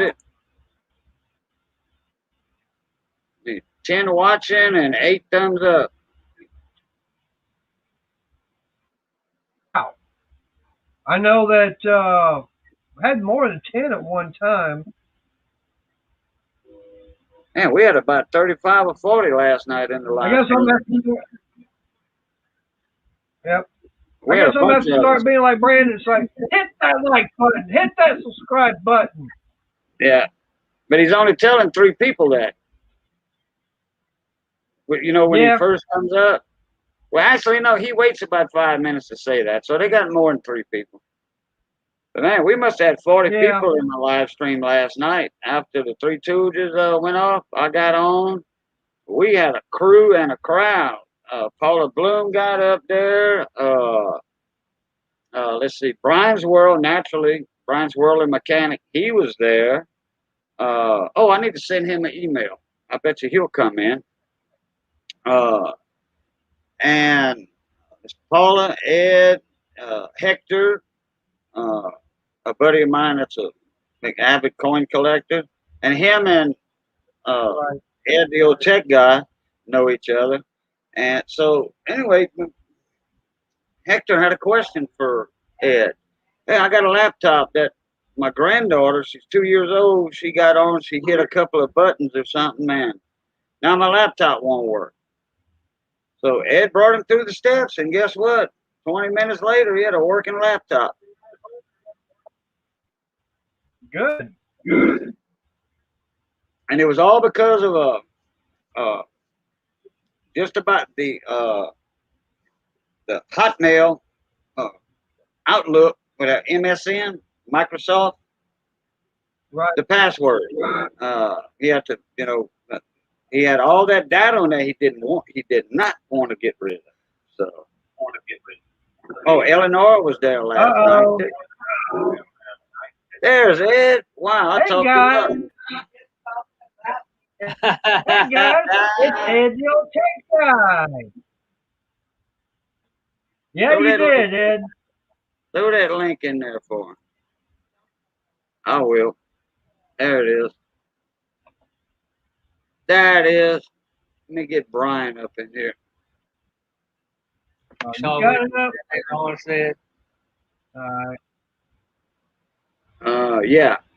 Well, I tried to buy a 4-ton low profile that was on clearance. My daughter and wife each grabbed an ear and pulled me away from it. Wow. Yep. Yeah, I like them. Johnny got him one of them. I think it's 4 or 5 ton, Johnny. I believe it's a 3-ton. A 3, but it's the low profile. Yeah. That thing weighs it's heavy. It's a fast speed lift jack. It's got 2 pistons when you push the handle down. And it works. I've been using it Yeah. a lot. I'm trying to remember. I know I was at Harbor Freight one time, and I saw one there. I think it was a 2-ton floor jack. I think they had it for like I want to say like $49, $49 or $59. I think Johnny paid $150 for his. No, it wasn't that much. It was about 120 or 130, I think. Oh, okay, about 130. Yep. The pack out boxes. But yeah, I mean, The bug out boxes. yeah, he's always talking about how he wants his pack out.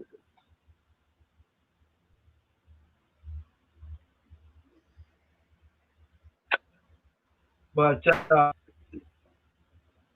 yeah, like I said, I was actually, like I said, I know Chris and I, we were looking at the that Craftsman Versa stack. But I know that, some of the other ones were saying, no, don't get that and everything. But it's like, hey, I haven't said I am getting it. I said we were just looking.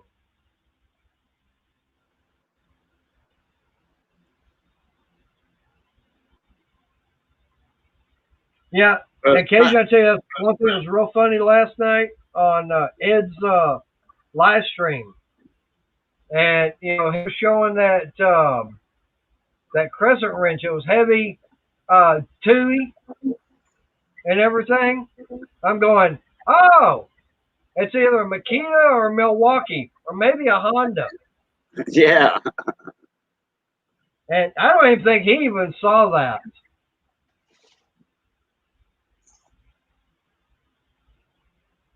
But yeah, it's like, yeah, that it wasn't heavy duty, it was heavy DTUY. I'm going, oh, must be something new from Makita or Milwaukee.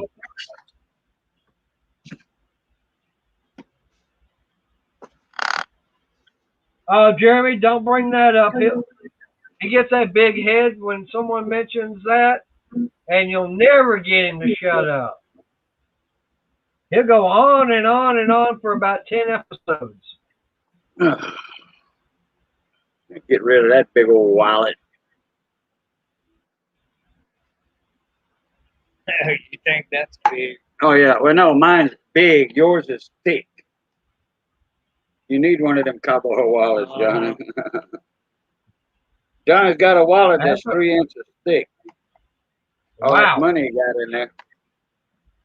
Well, he gonna spread the wealth over to me. It don't stay long though. He said that money don't stay in there long. No, now with Donovan Marine, okay, business account. O'Reilly's here in town, business account. Couple of gun part shops, business accounts for ammo and gun parts, what have you. Yeah, I still need to find a replacement stock for one of mine. What you got? I've got it's at Winchester model 1917 Army, 30-06. Got a stock for that, John? Winchester, 19 what? 1917. 1917. U.S. Army issue. U.S. Army edition. Oh, I doubt it. Okay. He's got a lot of old stocks and stuff up there. A lot. Well, like I said, there's that one I'm looking for. I'd like to find a stock for my Arasaka 99. A 99? Yep. Wait a minute. A Model 99? Isn't that 22? That 22? No? Okay. Nope. No, that's a Japanese military rifle. Oh, okay. Because yeah. Who was it? Who was it had that Model 99 out? It was like a Marlin 66, but the short version, the short tube and all that. That's Marlin. Marlin 99? Yeah, but they had enough. Marlin made it for somebody else too, I think.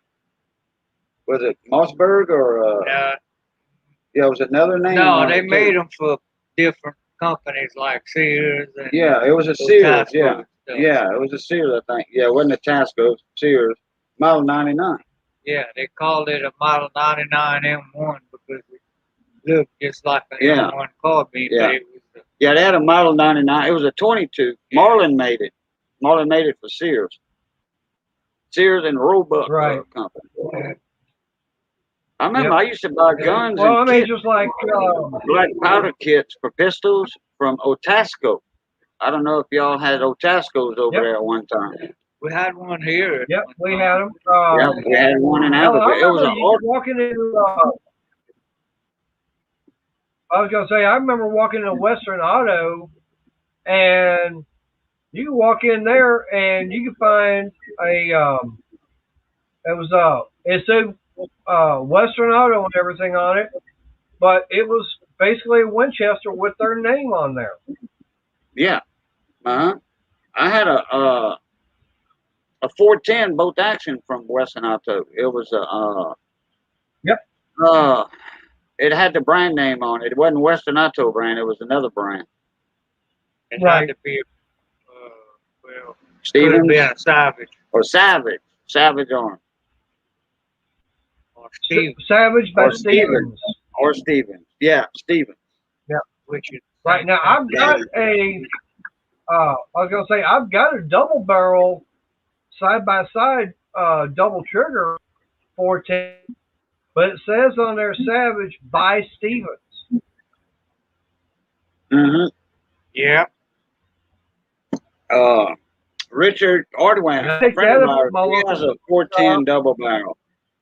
I wanted to buy it from him a Yep. couple of months ago. He would not get off of that gun. He would not get off of that gun. I said, well, how about the 20 gauge? He was like, nope. And he said, I sure ain't selling my dad's old shotgun, which he needs Yep. a trigger guard on it. That kind of broke off, corroded off or something. Right. But so he didn't want to get off of any of his guns at all. And I love a 410 double barrel. That's a good squirrel gun. Oh yeah. Hey Ken, yeah, that was one hell of a deal on those SKS, SKS. Yeah, for $50. Yeah, nowadays you go to find one of those, you're gonna pay $400-500 if it's in good condition. But yeah, I mean, yeah, I remember back then. Yeah. Oh, got a monkey ward. Yep. I remember when you buy a Montgomery ward. Man, you can buy a gun from anybody years and years ago. Yeah, I mean, if you wanted to, you could order it from a Sears. Yeah, but you could order it from a Sears catalog. Yeah, Sears, either there or order it through their auto store. TG&Y, you remember those? Toys, Gifts, and Yo-Yos? The what? Actually, Toys, Gifts, and Yo-Yos. TG&Y. Yep. But actually, a lot of people thought it stood for that, but actually it was the owner's initials. Uh-huh. Which kind of worked out. It was a department store. They sold clothes, fishing rod and reels, firearms, ammo, all that stuff. And you just walk in with your driver's license. You know, you have to live in state though. Walk in with your driver's license and buy anything you wanted right there. Firearm, anything. Yep. And boom, you walk out. Well, actually, I remember what I've heard that back in 20s and 30s, you could walk into almost any hardware store, and if you had the money, you could walk out with your Thompson submachine gun. It was perfectly legal to walk in and buy one at the hardware store.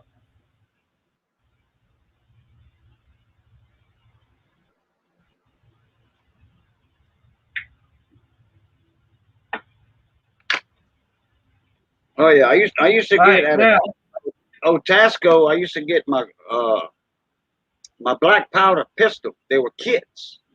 There were kits that you put together, and you had to do some woodworking on it. You know, shape the wood like you wanted it, so it was one of a kind and all that. $29, I think. You know. Yep. 20, $30 for a black powder. You know, 40 cal. I don't know what happened to all them kits I had because I never put them together. I wanted to save them for my son, you know. But when he got grown up, he could pass it to his kids or whatever, you know. I have no idea what happened to all those kits I had. Long guns too. Yep. They were all kits. Yeah, that reminds me. I've got two different raffles going on right now. I know that through the ministry, we've got one going on right now. There's two different handguns and a knife. There's only three prizes, okay? And there's only 150 tickets, okay? But whoever's name gets drawn first, they're gonna be getting I think it's a Smith & Wesson I think it's the SD40, and then we've got a. I'm trying. I think it's a. I think it's a Ruger. I could be wrong, but I know it's a 9 millimeter. And then third place gets a Boker knife. Okay, we're doing a fundraiser for fellow biker, and everything. Tickets are $25 a piece. Like I said, there's only 150 total that Right. we're going to sell. Okay, but now at church we've got the youth ministry, and there's a play that's out in Glen Rose that is called The Promise.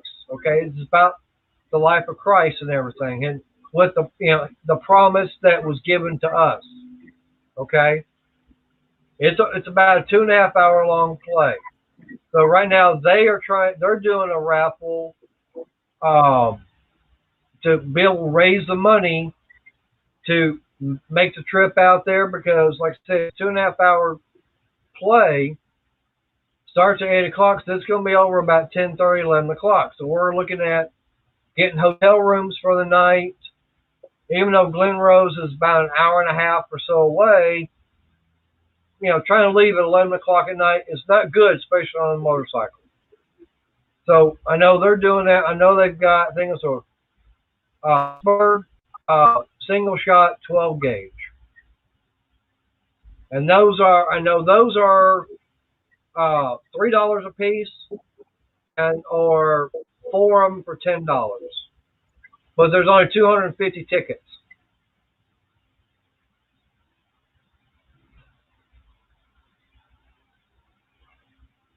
So I will say, hey, like I said, these are fundraisers. 2 of them. I mean, yeah, I know there's other ones out there, but these 2 in particular, yeah, I would. I'm going to try and push them now. I've got tickets for the first one.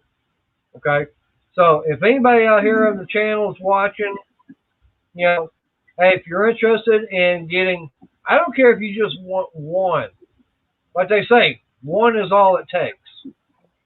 Like I said, you got 1 out of 150 chances. Yeah. I mean, if you bought 3, you can wind up having all 3 of them be drawn, and you get everything. And you're what, $75? So you got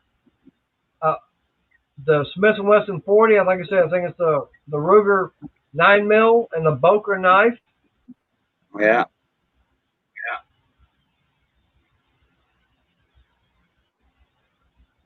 We had I was live one night. I think I had a wheel going on, a silver wheel or a gold wheel going on. And Michael Kittle, Rare Coins, he was in my live stream with me. He was on the panel. And he's the president of a coin club over in his area in California, and that area of Los Angeles. And he's a lawyer also and stuff. So they were having a raffle, and they had gold coins, silver coins, I mean, all that. And it was, I forget how much a ticket. It wasn't that much, $5 maybe or something. Right. And I sold over 100 tickets for him in that live stream that night. Right. He was filling out everybody's tickets, showing their names and all that. He would have the stubs, and he was holding onto the stubs with their number, and people were writing their numbers down. And he made a live video of the drawing at the coin club meeting. Right. And there were 3.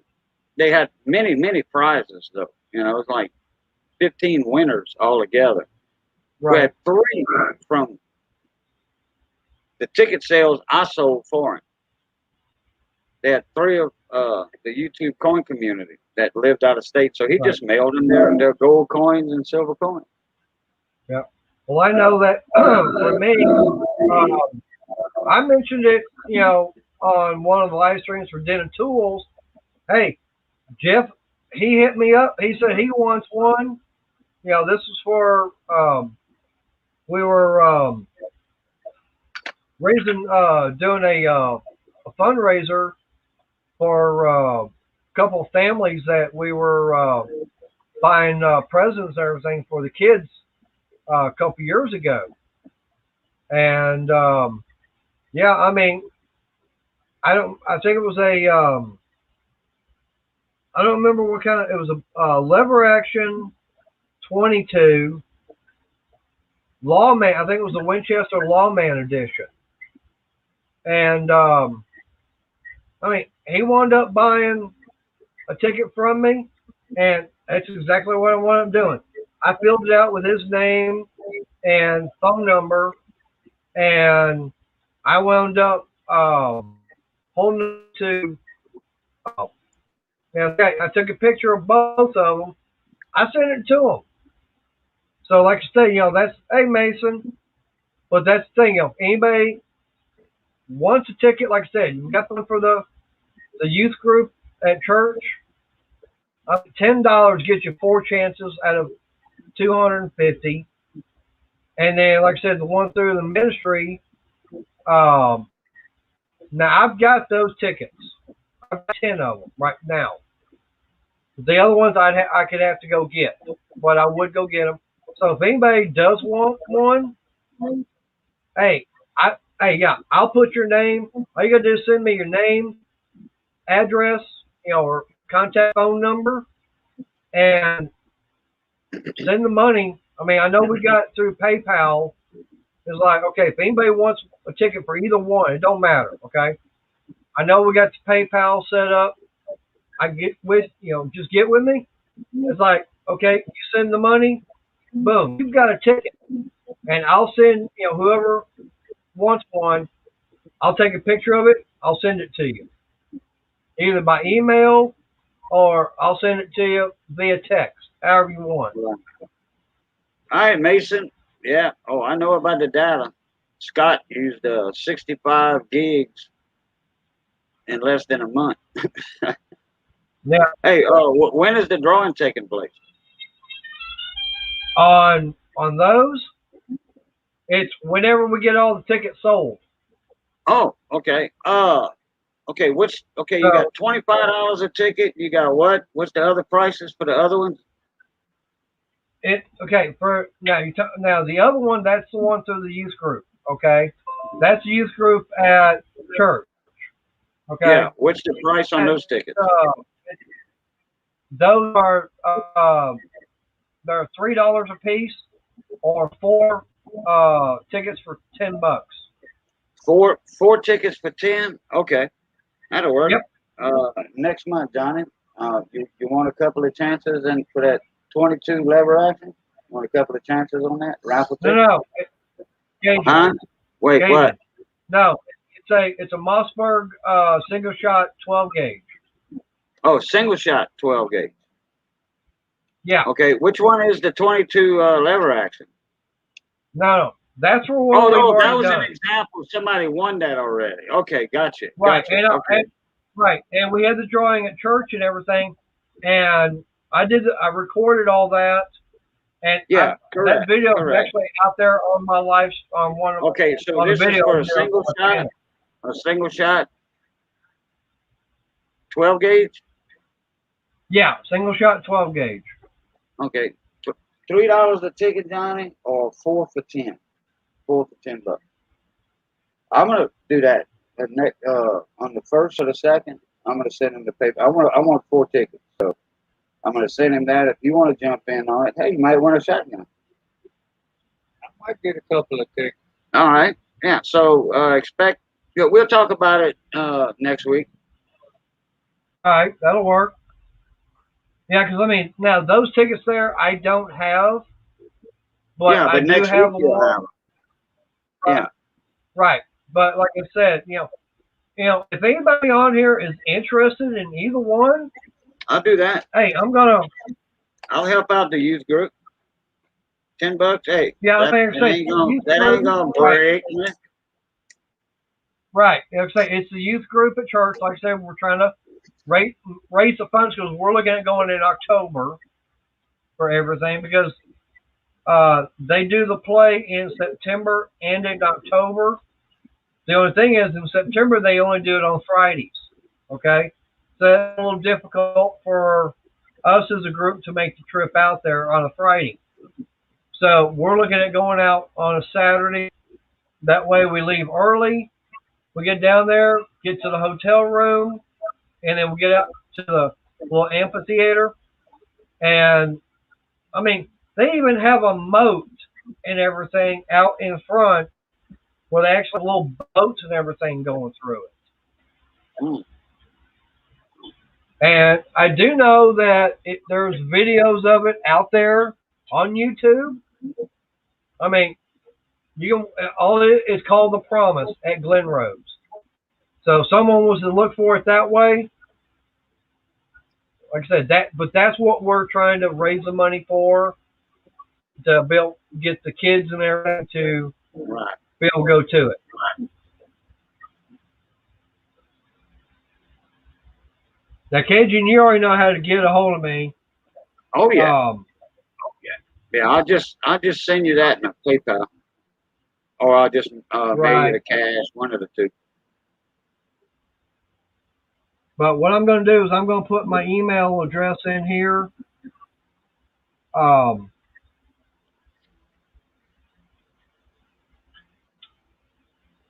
Yeah. For anybody wants some tickets. Hey, $3 a ticket for a shotgun. Oh yeah. Yeah. Oh yeah. But, That's like I that's said, easy to. now, but, right. But now, like I said, for the one the ministry is doing, that's a fundraiser for a fellow biker who's gone in. I think he got involved in a wreck. So his medical bills are going up. Um, so like I said, we're trying to do a fundraiser, try and help him out. Right. And I do know that later on, now we will be doing another fundraiser ourselves through the ministry. Um, I mean, we actually have several different ones that is done on through Facebook. Um, but what those do is that doesn't go to those go to us, okay? Whereas this other one that we're doing for the fellow writer, all those proceeds and everything go to him. Okay, we're not Right. getting a dime out of that. Okay, Correct. the one for the youth ministry, we're not getting. It goes to them. Okay, but I will say that we're going to be doing another, or the one that we've got on the Facebook page. We usually do about one or two of those a week. And what that's doing is it's helping us to raise the money. That way we can adopt, you know, two, three, maybe four families this year. And if we able to go out, we'll buy the kids, buy them Christmas presents. We'll buy them clothing. We've gotten them roller skates, inline skates, bought bicycles for them, all that kind of stuff. And we even helps pay for the wrapping material, everything, and we all come as a group, and we will start wrapping them. So everybody that's in the ministry, we volunteer our time, knowing to do the shopping. I have fun doing that, okay? And I will put it like this: our budget usually per family is right around 2,000. So we're going out and spending. Usually, it depends on how many families and everything, how much money we've got.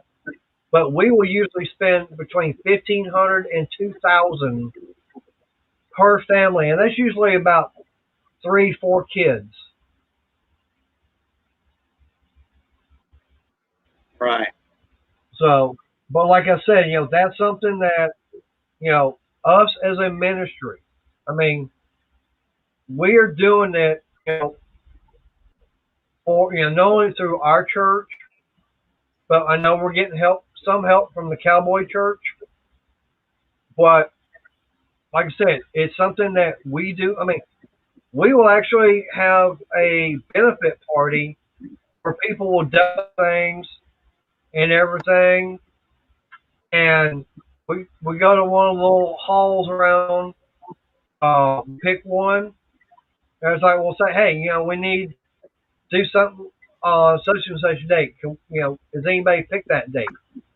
They'll say no. It's like they'll have the bar, and they'll maybe have some food, whatever. We go in, we'll set the tables up, and we will raffle off everything that's been brought in. I mean, there's no reserve or anything. It's a good time. I mean, if you've never been to a benefit where there's bikers, I can guarantee you that you would be surprised how much heart a biker has, because they will literally open up their wallet. Okay, I've seen items that were $100. Okay, and I've seen them bid them up to $400 or $500. It's Right. not the fact of I want that. It's the fact that you are doing something to help somebody. Plain and simple. And that's one thing I love about being in the biker community. That's right. Yep. I mean, I was on my way to, last year, okay? I was on my way down to AutoZone down in Quartz, Canada to get a part for my car that wound up breaking when I was changing out the intake manifold, okay?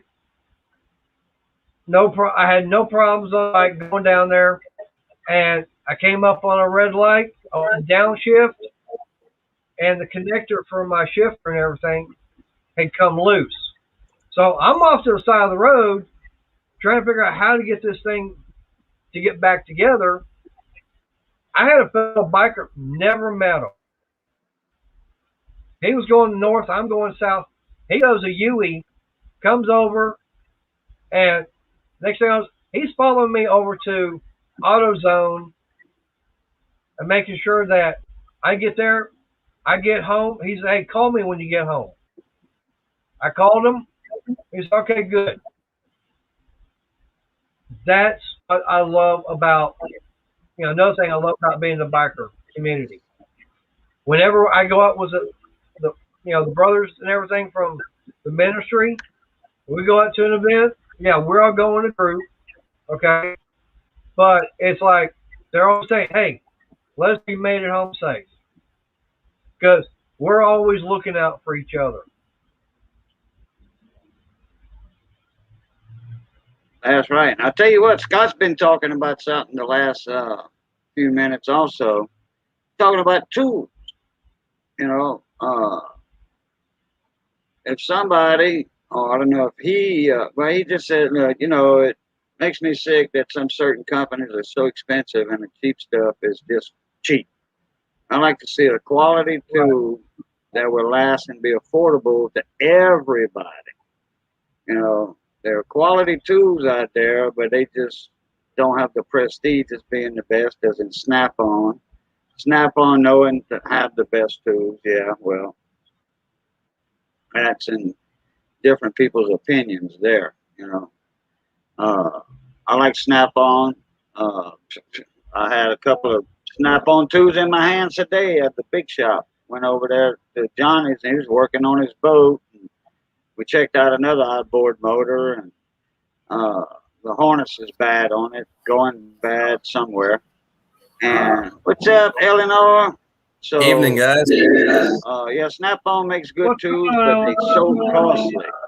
Yeah, if somebody would come out with a good tool, oh yeah, Scott's talking about, and just make a little bit of money, let the word of mouth spread on the quality of the tools. Yeah, people will go for that. So, oh yeah. What's up, Eleanor? Not too much. Just, trying to get this boat sold so we can get some new flooring in the house.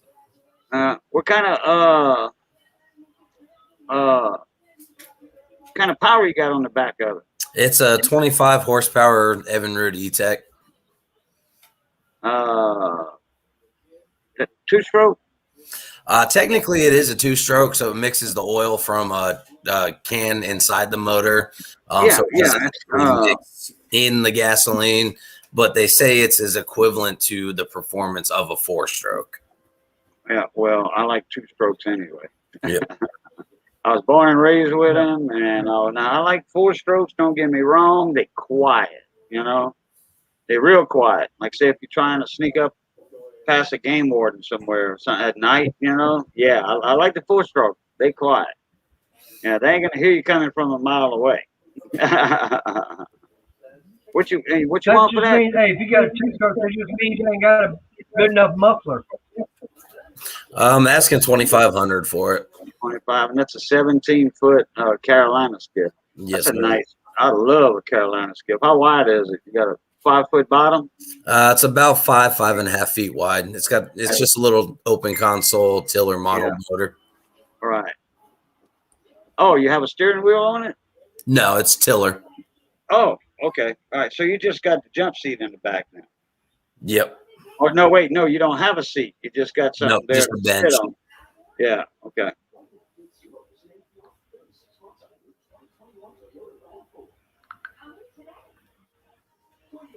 Well, I tell you what, Johnny's got a boat that, and I know for sure it's 4 years now, maybe going on 5. It's a 235 Evinrude on a bass boat.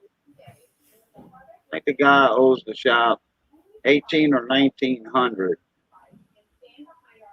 So the shop has all the overhaul kit, gaskets, everything.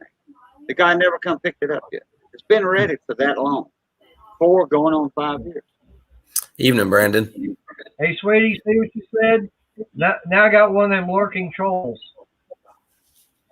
One of them lurking trolls just popped up.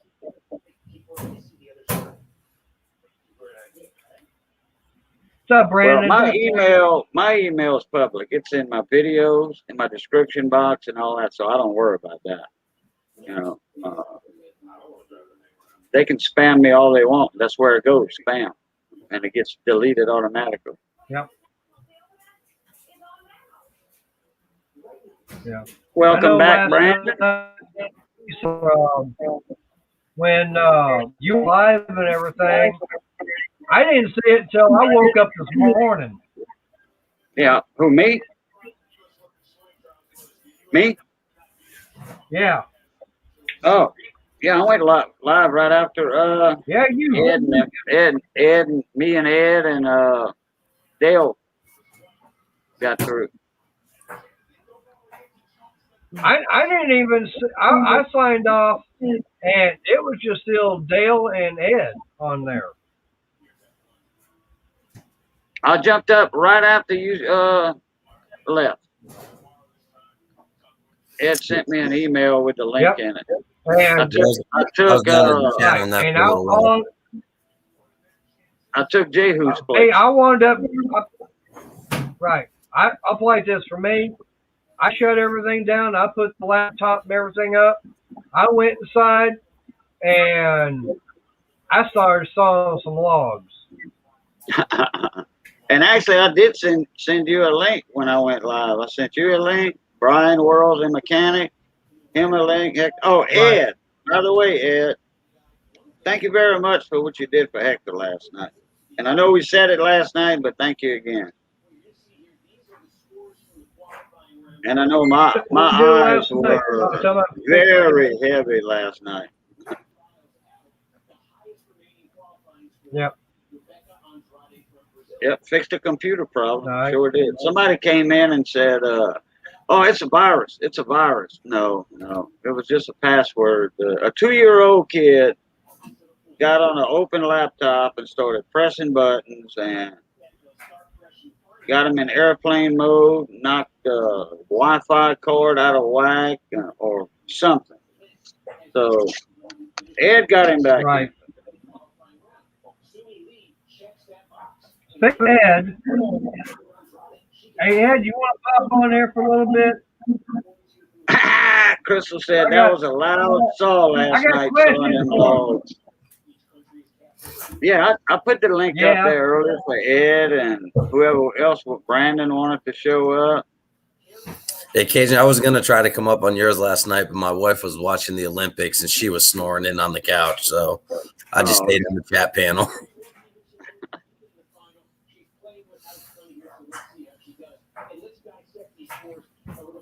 What year is that 25 Johnson? Or It's Evan Root? In 2011. 11? Oh, that thing's only 10 years old. Yep. Wow. I'm surprised they're still making two strokes at that time. You know, they was trying to phase out the two strokes before that.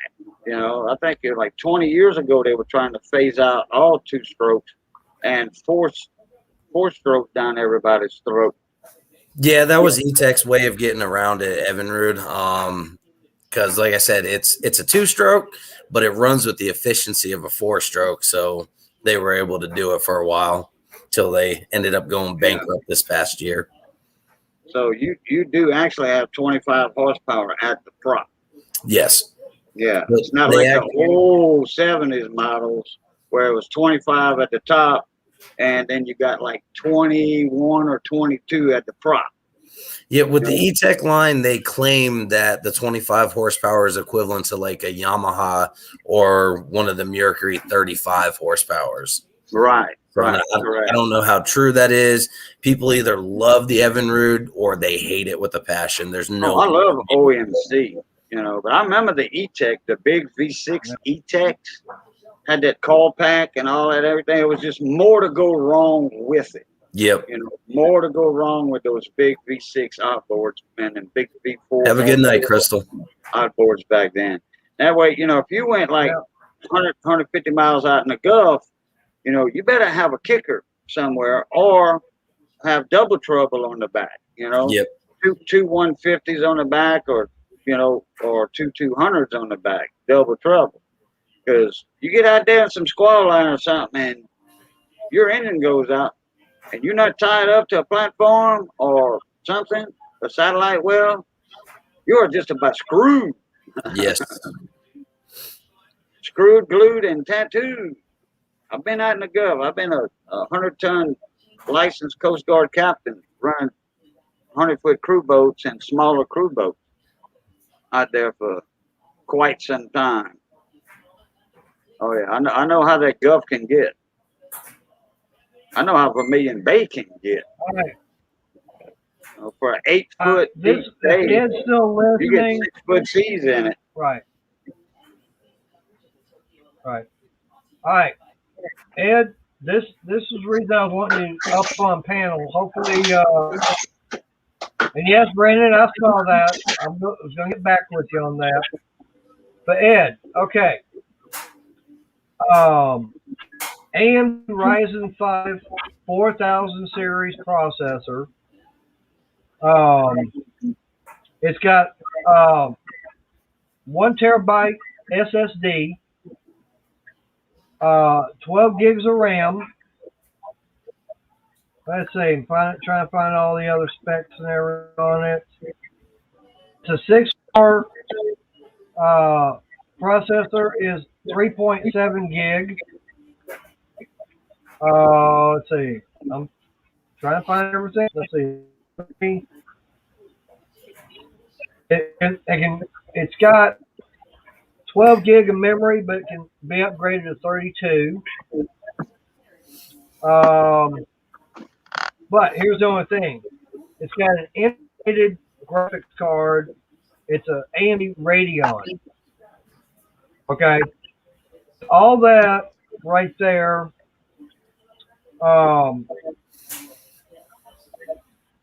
Their one, get this over at Best Buy for like $670. Okay. My question is that a good enough computer for doing YouTube as far as being able to the graphics card for doing video editing, stuff like that, or would they need to go to a better video? I'm ready. I can't hold my eyes. Now, Jet, I've done it. All right. Here, you take the deep That'd be tonight. my Here's the question deep. for Ed. You got a doctor's appointment tomorrow? Yeah, it's not a doctor's appointment. I need PSA. to go do a PSA. Oh, wait, I ain't muted. Hold on. Well, I can get it. They do have some. Let's see. They do have some open boxes that are. Let's see, I get open box excellent certified 615, open box excellent 602. That's unavailable. Unavailable.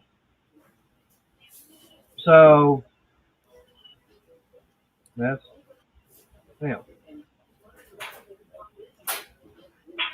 So basically, the lowest price I can get, I get basically 603. But like I said, with everything there, now I did check Micro Center, and Micro Center, I didn't like what they had. I think they were looking about the only thing they had was like a Ryzen 5. Or See, a Ed, what you're Ryzen typing, 3. that's Swahili to me. I don't understand any of that. What's that? Ed said try to get an AMD 7 with at least a RTX 3060. I'm lost in the sauce with whatever that means. Okay. Well, I understand that. And Mater, Brandon asked if Man, you I know saw. they've got them. Brandon asked if you saw the post on Facebook. He tagged you in. Yeah, right. I did see that, and like I said, I'm going to get back with him because Crystal and we already had plans for that particular weekend somewhere else. So she and I are going to be discussing it and everything, especially now with everything that's going on with Mom. So I don't know if wind up going, because we're going to be going down to Galveston for the Lone Star bike rally, which is Thursday, Friday, Saturday, and Sunday. And the date that he was talking about is that Saturday. So I'd have to do some, looking into it, Brandon. Like I said, yeah, I'm going to have to let you know on that. I mean, it sounds like fun. It's not as far. But yeah, I mean, like I said, I'll have to look in on that.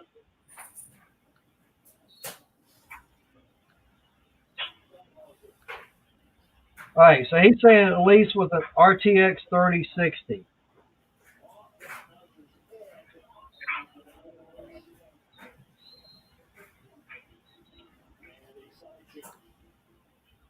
Now, let me see what they got. Everything else I'm finding is I got the Radeon RX, which no. Oh boy. Let's see. I got a GTX 1660, but I didn't have that big of. Got 1 terabyte hard drive. It's only 500 gigabyte S drive, so that rules that out. Okay. Got a Ryzen 7 3700, 16 gig of memory. Now it's got the NVIDIA GeForce RTX 3070, 1 terabyte SSD. Unfortunately, that one's unavailable.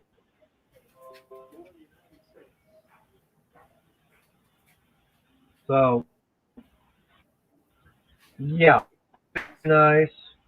Um,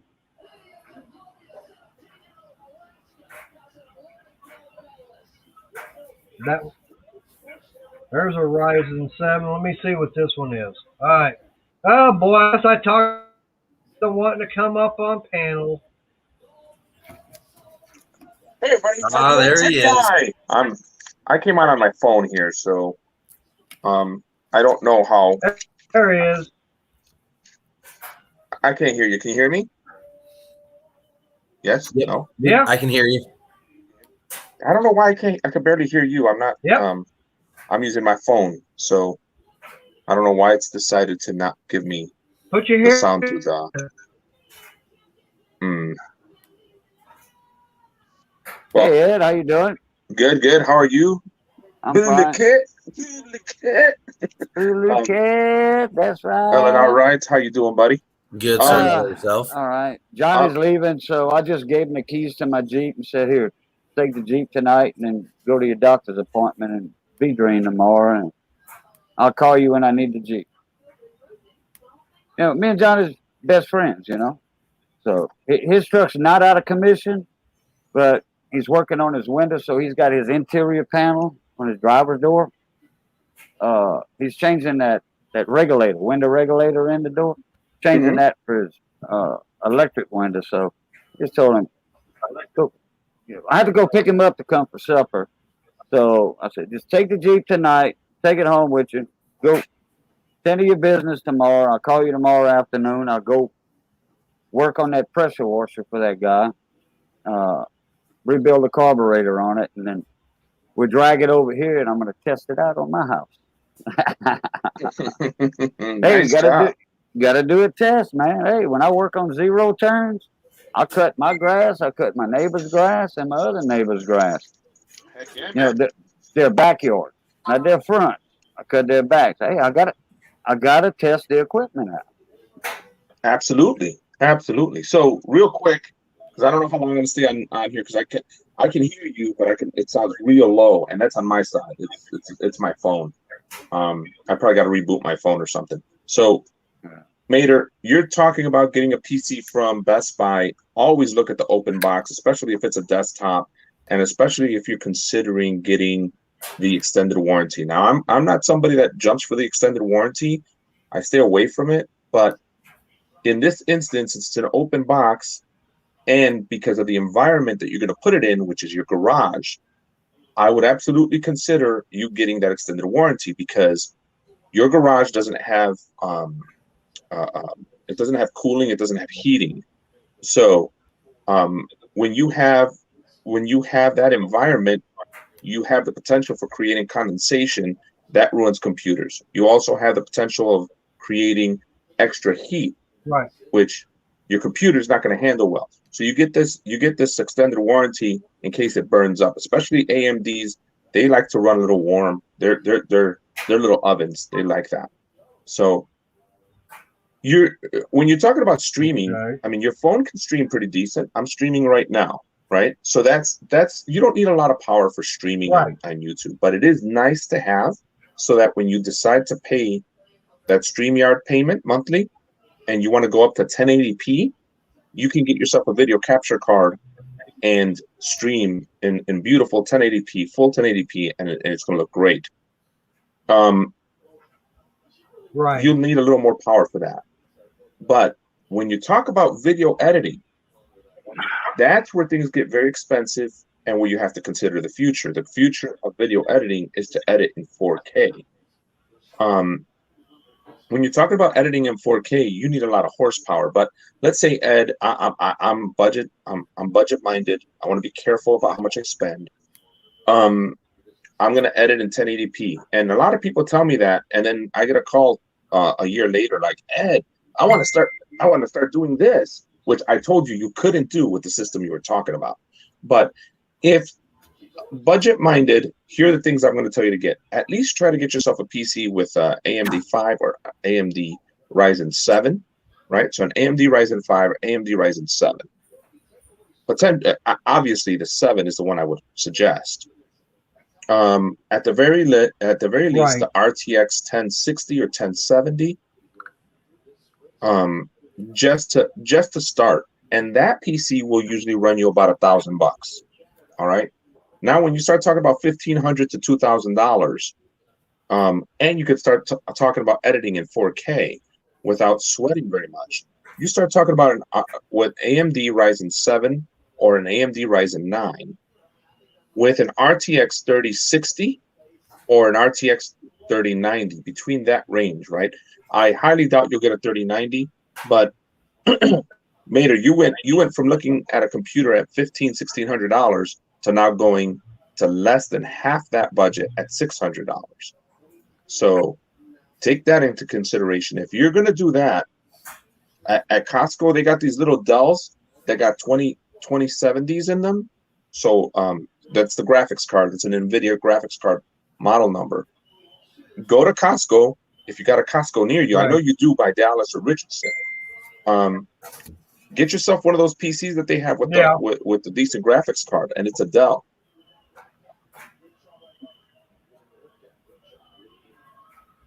You guys you catch all that, Mater? Now, what's the processor? Yeah. So what? So it's going to have what, the AMD Ryzen 7 in it then? Yeah, the AMD Ryzen 7. Now, look, I know that everybody's gonna, the guys that are techies in the crowd here are gonna start going, yeah, AMD, yeah, AMD. So AMD's architecture recently did some logic booms. What I mean by that is they're able to logically process more data through their chips by an advancement that they made on their die. Basically, the die is what the computer chips sit on. Okay. They were able to make some advancements that have put them over Intel, which Intel has been the reigning king for over 10 years. Okay. In my experience, and please feel free to challenge me in the comments because everybody will, but in my experience, the Intel processors have always done a better job at handling heat and cold. I'm trying to remember the word, but there's a word that you call it, right? So your heating, cooling situation. So if it's too hot, too cold, I've seen AMDs burn up very easily. Oh man, the facility hit 100 degrees because the air conditioning died, and all the AMD servers died, but the Intel ones kept going, right? So the reasoning behind that, right? And you'll get somebody in the comments that'll come, hey, Ed, what are you talking about? The reason behind that is because AMDs are, and I've always described it like this to my customer, AMDs are hot rods. You're buying a Camaro. You're buying something with a turbocharger. If you know engines, when you got a turbocharger in something, man, they're fast, they're sweet, they're fine. But boy, does that engine die a lot faster because you are putting a lot of pressure on it. It's the same thing here. You're putting a lot of voltage and a lot of push on those processing units, and that causes sometimes for them to not react very well in heating or cooling situations. So when you have an environment such as yours, where you're not going to be able to control the heat and the cooling, I usually suggest Intel. But I know somebody's gotten to you and told you Ryzen, AMD. And I'm telling you, I'm running an AMD right now, Ryzen 9 5950X. And I've got the most expensive Mac 2 cooler on it. And I like air. I don't like water cooling, right? So air, very much like the way an engine has a radiator and has a fan in front of it, very much what the processor has to cool it off. I am seeing temperatures much higher than I expect from some of my Intels. And that's because that thing is a little hot rod. It's a little oven. My basement is cold all the time. Right. I can control the environment, the environmentals. I'm not worried about it. And if the place you're going to have it in, I would be worried. And water cooling does not change the discussion because water cooling still uses fanned air or air to go over the radiator to cool the water inside of it, very much like a radiator in a car. If you got a car and you're running in the middle of the desert and it's super hot, right? and all you're doing is passing hot air through that radiator, it's going to overheat anyways. At least old cars, guys. I don't know about new cars, but old cars would. So it's the same thing here. My suggestion is you get something that is a little better, that's going to handle a little better the environmentals, which would be Intel. And again, you're going to save money because right now Intel is not the love child that everybody wants to have. I don't know if that's the right term, but Intel is not everybody's favorite right now. So they're trying to make money. Right. But they have a proven track record of running very well in tough environments. Every server in those data centers that process the internet, 99%, or maybe not, maybe I'm exaggerating, but let's say 90%. You know, we'll give them some room for error here. 90% are running Intel Xeon processors. Only recently have we started to put AMD processors in them. Okay, and we are very scared about the heat, but we love how fast they process. So when you're talking about video editing, I would not spend the money on 1080p. I would spend the money for the future for 4K. I hope that helped, Mater. Okay. Yeah. I just filled your head with useless information, right? There you go.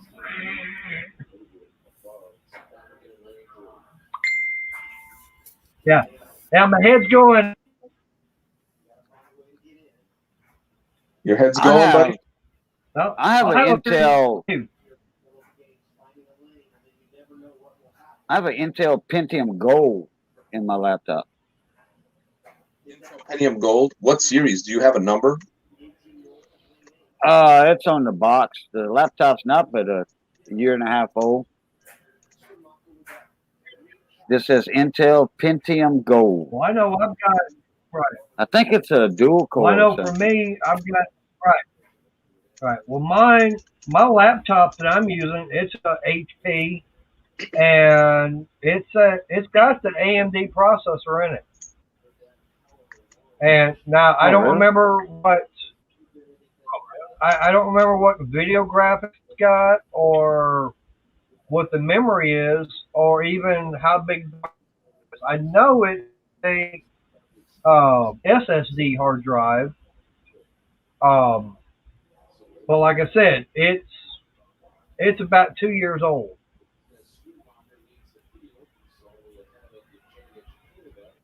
You got a 2-year-old computer, and you had. Say that again. I think you froze. Like I said, it's about 2 years old. It's got the AMD processor in it. Mm-hmm. Nope. Mm-hmm. So you have an AMD processor. It's sitting in your garage. This is what you keep out there all the time. Is that right? No. I only bring it out when I do the live streams. At night. Rest time, it's inside the house. And therein lies my point, Mater. Therein lies my point. My understanding for your use case was that you were going to bring your computer, and your plan was to leave it out there so it was ready and set up for your live streams. Am I incorrect? Right. Okay. Correct. Okay, so I'm right. But it wouldn't be turned. I would only turn it on when I come to either do video editing or do a live stream. Otherwise, it'd be turned off. Yeah. I either way, you are going to run into the heat and cooling problem that I described, and the dust and other issues that are going to happen inherently for sitting out in a garage or a shop. This happens. This happens to a lot of my friends who own mechanic shops, and they have their computers for their cameras, their billing system, their invoices, and I'll be honest with you, some shops almost keep the garage door open the whole time. There are no environmentals. There's no heating and cooling. It's whatever the temperature is outside is what that shop has. And most of the time, the computers that I see surviving a 5-year tenure are Intel based without issue. And I don't even think about it. I go there, fix it, and it's not, heating is usually not something I'm concerned about. So just think about it. Just keep that in mind. What my plan is in the future is right. Well, in this garage here, this is going to be the main one. Now, I do have another garage on the corner. I don't have electricity out there to it, but that one out there, once I got electric, that one's set up to where I do nothing but my wooding. That way, I don't have to worry about sawdust or anything like that. This one here, I will clean up. I'm getting it all cleaned up.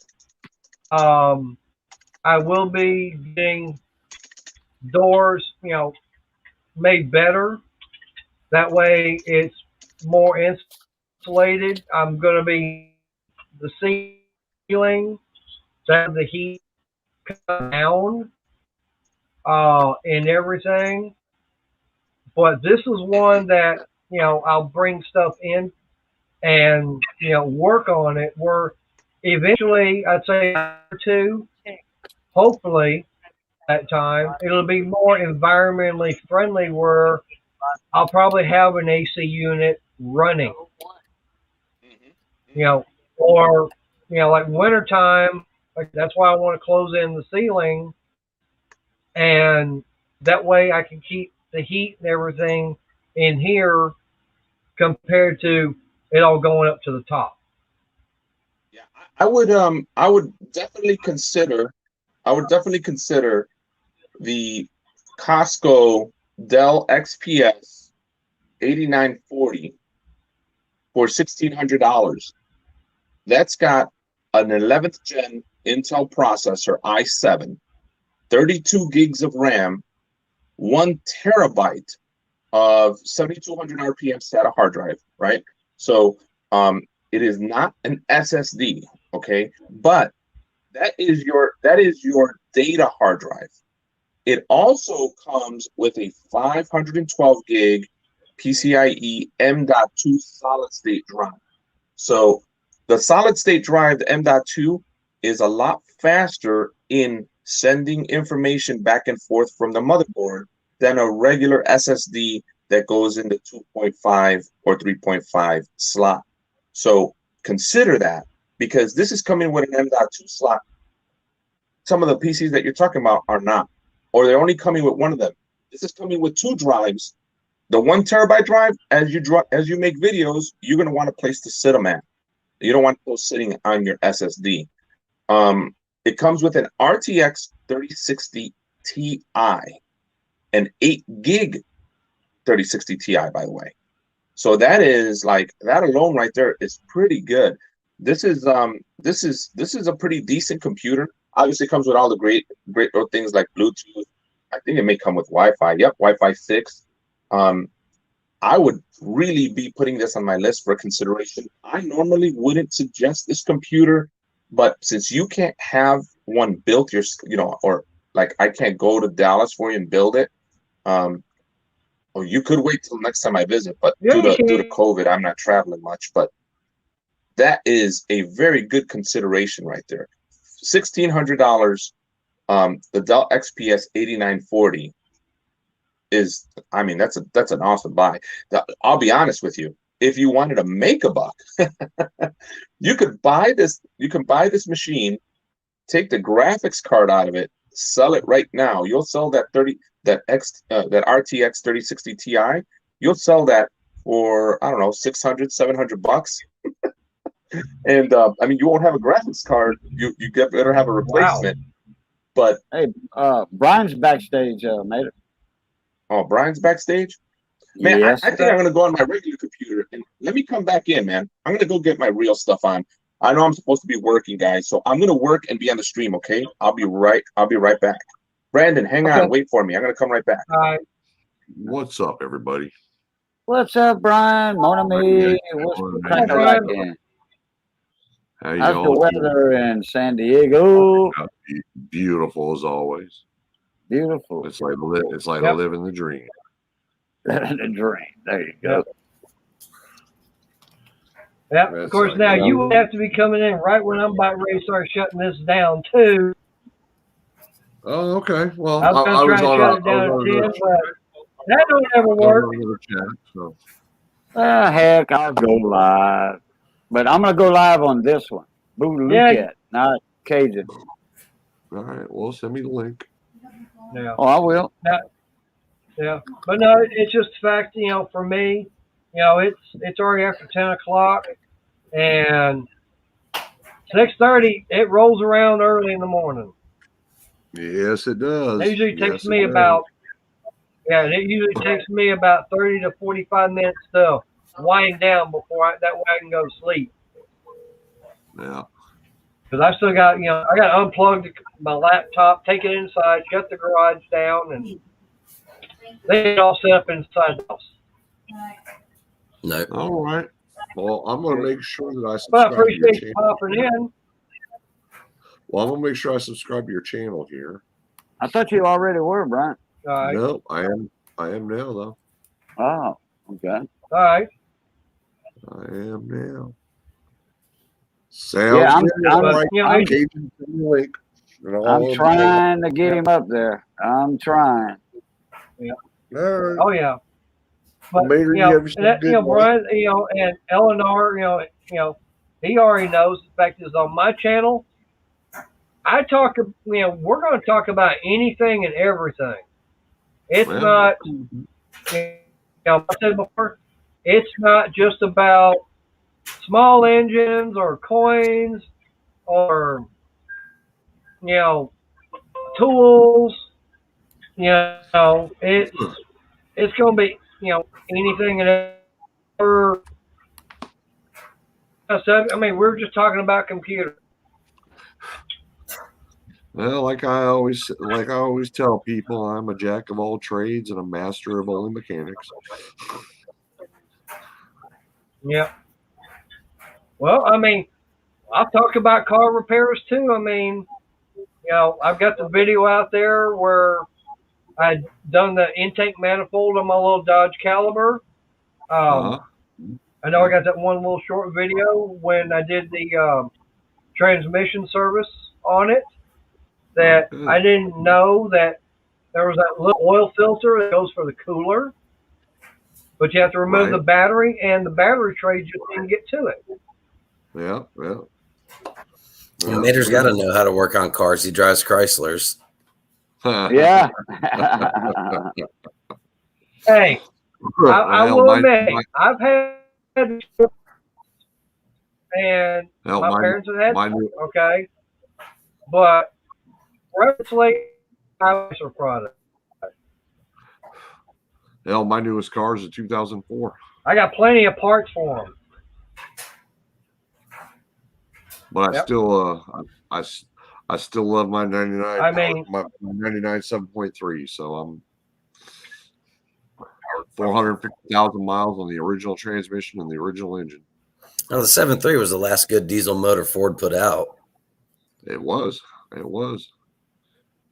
Yeah, it was before International and Ford decided to start doing battle between themselves and emissions requirements. Started adding EGR valves, EGR coolers, and all this other crap bullshit onto them. Let's see. Okay, it's working. Mater wanted. He doesn't want to hear any more about computers. He kicked me right out. He said, "No more computer talk, Ed." Oh, adding. There we go. Yeah, I'm here, bro. Are you freezing? It's the Matrix, guys. It's the Matrix. He's in loop. Something's wrong. He's broken. Well, I can't stay long. I can't stay long. Right. Well, Ed, what I think it is mainly is fact is one thing I'm not. I'm up a panel on someone else's stream, or if I've got my going, for some reason, more people that are on panel, the slower my computer wants to go. Yes. Don't know why. Oh, that's because why there's a I'm level of looking at getting a better computer. there's a level of processing that's being done on your computer. Obviously to process the image of everybody broadcasting. And there's a bunch of stuff that's happening in the background. If StreamYard is smart, and I believe they are, they're leaving all that logic to your computer as much as possible, and not making their servers do that much hard work. So, pretty smart. No, StreamYard. So what can I do? StreamYard doesn't. Zoom does. Zoom puts a lot on your computer, and it actually runs a lot better. StreamYard is running basically off the web. Yeah, we when we are live on StreamYard, we are piggybacking on their servers. Yeah. Understood. So my question is, because I don't know, and I'd like to find out, is sometimes what they'll do is they'll create an algorithm setup where your computer has to hash out most of the hard work and send that information to the server, and they handle everything, and they push things out, but they're not doing a lot of the hard work. And I'd know this if I could see what kind of equipment they're running their setup on. Unlike OBS, like if you put OBS on your computer, right? You'd be handling. Yeah, you handling a lot. OBS takes a lot of stuff to run, especially with StreamYard's running 90% on their end. If they're doing a lot of the work, then they're doing a lot of the work. That's why StreamYard is. Yeah, that's why Mater can be cutting out. And we're all clear. Yeah, if that's true, we Mater, then it is. If you go onto YouTube and you look up StreamYards, they do what they call town halls. Oh, okay, cool. Yeah, no, I talk about the programs and stuff like that. I'm not doubting it at all. I'm saying I'm pleading ignorance to the fact that I don't know that. But what I'm saying is if that is true, then Mater's server or his area or his internet connection is probably most likely the main problem, because I doubt it's your computer at that point. Something else is going on. Yeah. Right? Yeah, like he can completely cut off and go away. And we'll still operate. We'll still be, the four of us can still stay here and talk and do whatever. Now on Zoom, if the main host goes away, then the program fails at that point. Yeah. So 710 is oil upside down. Is asking what kind of phone. That's one thing I have done. Is I've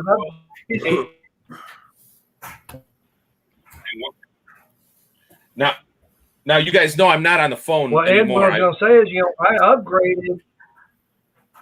Right. But, I have upgraded my internet. I went from being on the AT&T, which I did the test and everything. And it's like, oh my God, this is real slow. And I wasn't going to Spectrum. And it's like, oh yeah. Internet is usually it's download is usually running about 70, and uploads right around 22. Okay. Now I can go faster, but it's gonna cost more money. But like I said, I know that the internet I've got right now is about 10 times better than what I did have.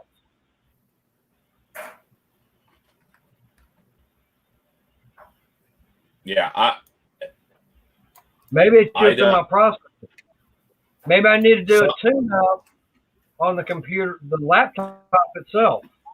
Yeah, so the interesting thing would be to find out what is StreamYard not handling, because it's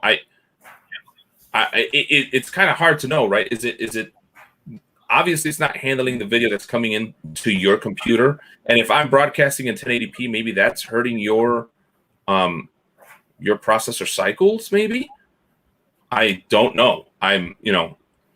It would be good, as Brian said. We should probably jump in and watch some of those town halls and hear how they actually process what they're doing. But Right. what kind of computer are you running? I think you said it before. Like I said, it's an HP. Right. It's an HP. I know it's an AMD. I'm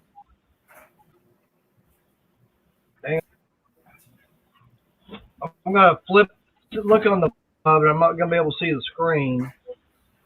And I can't read that writing right now. But like I said, I know it's it's an HP computer. I've had it for at least 2, maybe 3 years now. When you upgraded your internet, I don't remember exactly what.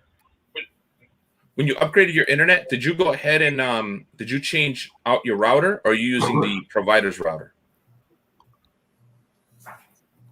Spectrum's router. I'm using the router from Spectrum. From Spectrum? Charter Spectrum. Yeah, Charter. I use AT&T router, and then I got because where the router or where the modem, whatever you want to call it, is a little ways away from my computer, and my computer's got a real weak Wi-Fi. So I've got an extender plugged in right over here, one of those wall extenders. Got it plugged in, and I'm running off of it.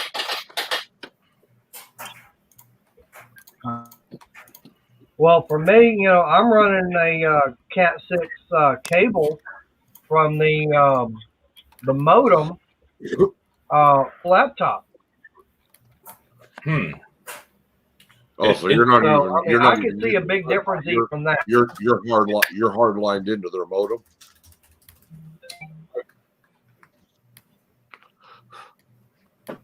Yeah. Yeah, so either it's just too much for your computer, which StreamYards is extremely. That's why a lot of people's phones like overheat and stuff when they're running StreamYards, because it's so. It does take so much from the computer and the system to operate it. I'm barely, with my internet and this computer, I am barely holding on. Yeah, with AT&T, yeah. Let me let me just take a moment and answer 2 questions. Because he's asked me twice, and I want to be fair to him. 710 is oil. The phone I was using before was the Android. It's the Samsung S20 or whatever, the Note 20, the last Note that they ever made, the Note 20. The camera that I'm using now that you see me on is the Sony ZV-1. I got a video on how I started my setup with the Sony ZV-1. There's overheating problems and all kinds of issues that were early on, but supposedly there's been software updates on it to fix that. I keep a fan on it. I've got a whole setup where a fan's on there, and I've got direct power to it so that it'll stay on like a webcam and no issues. So it's a decent. How's that S20 work out for you? It's been great. I'm actually thinking about upgrading to the 21. Watch out, because a friend of mine, Cajun knows him, Red. He has issues with StreamYards in his 21. Really? Okay. Yeah. He's right. He'll be on my StreamYards, and all of a sudden he'll lose. Everything will go wacko in the sound, and he won't be able to hear us. So he'll have to log out and log back in. So I rarely use my phone for StreamYard, but that's good info. Thank you. I appreciate it. I honestly, I am really debating whether I move to an iPhone, and I hate to do that. I love my 12 Pro. I love it. Man, the only reason why I'm thinking about going to iPhone, and I am not a Apple fan at all. I mean, when you work in IT, which I'm only an IT consultant. I'm actually now a network engineer. I design networks for some big companies I can't say out loud. Right. So when it comes to IT, though, man, people are don't know the troubles we have when it comes to Apple, which is why I'm on Android. But I have to say that the way it processes the video and the software knowledge that they've put into when it comes to producing videos is unmatched. I mean, they're using lower end hardware compared to what Samsung or some Android phones are using, and it looks just as good, if not better.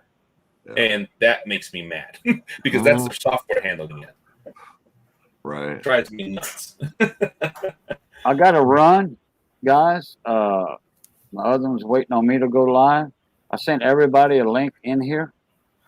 All right. So, and a couple of other people too. So I'll catch y'all on my live. Y'all finish up. You know, later, finish your stream. I know you needed to go at 10. I heard Crystal telling you that earlier. But anyway, and I know you was fixing to bounce. Yep. That's why I said I'll go live later. And then we can continue this a little bit more, you know. And that way Crystal can't fuss at him that much. Because he's watching my live. He's not live, but he's watching my live. Yep. Okay. I'll see y'all in a minute. All right. See you later. Huta!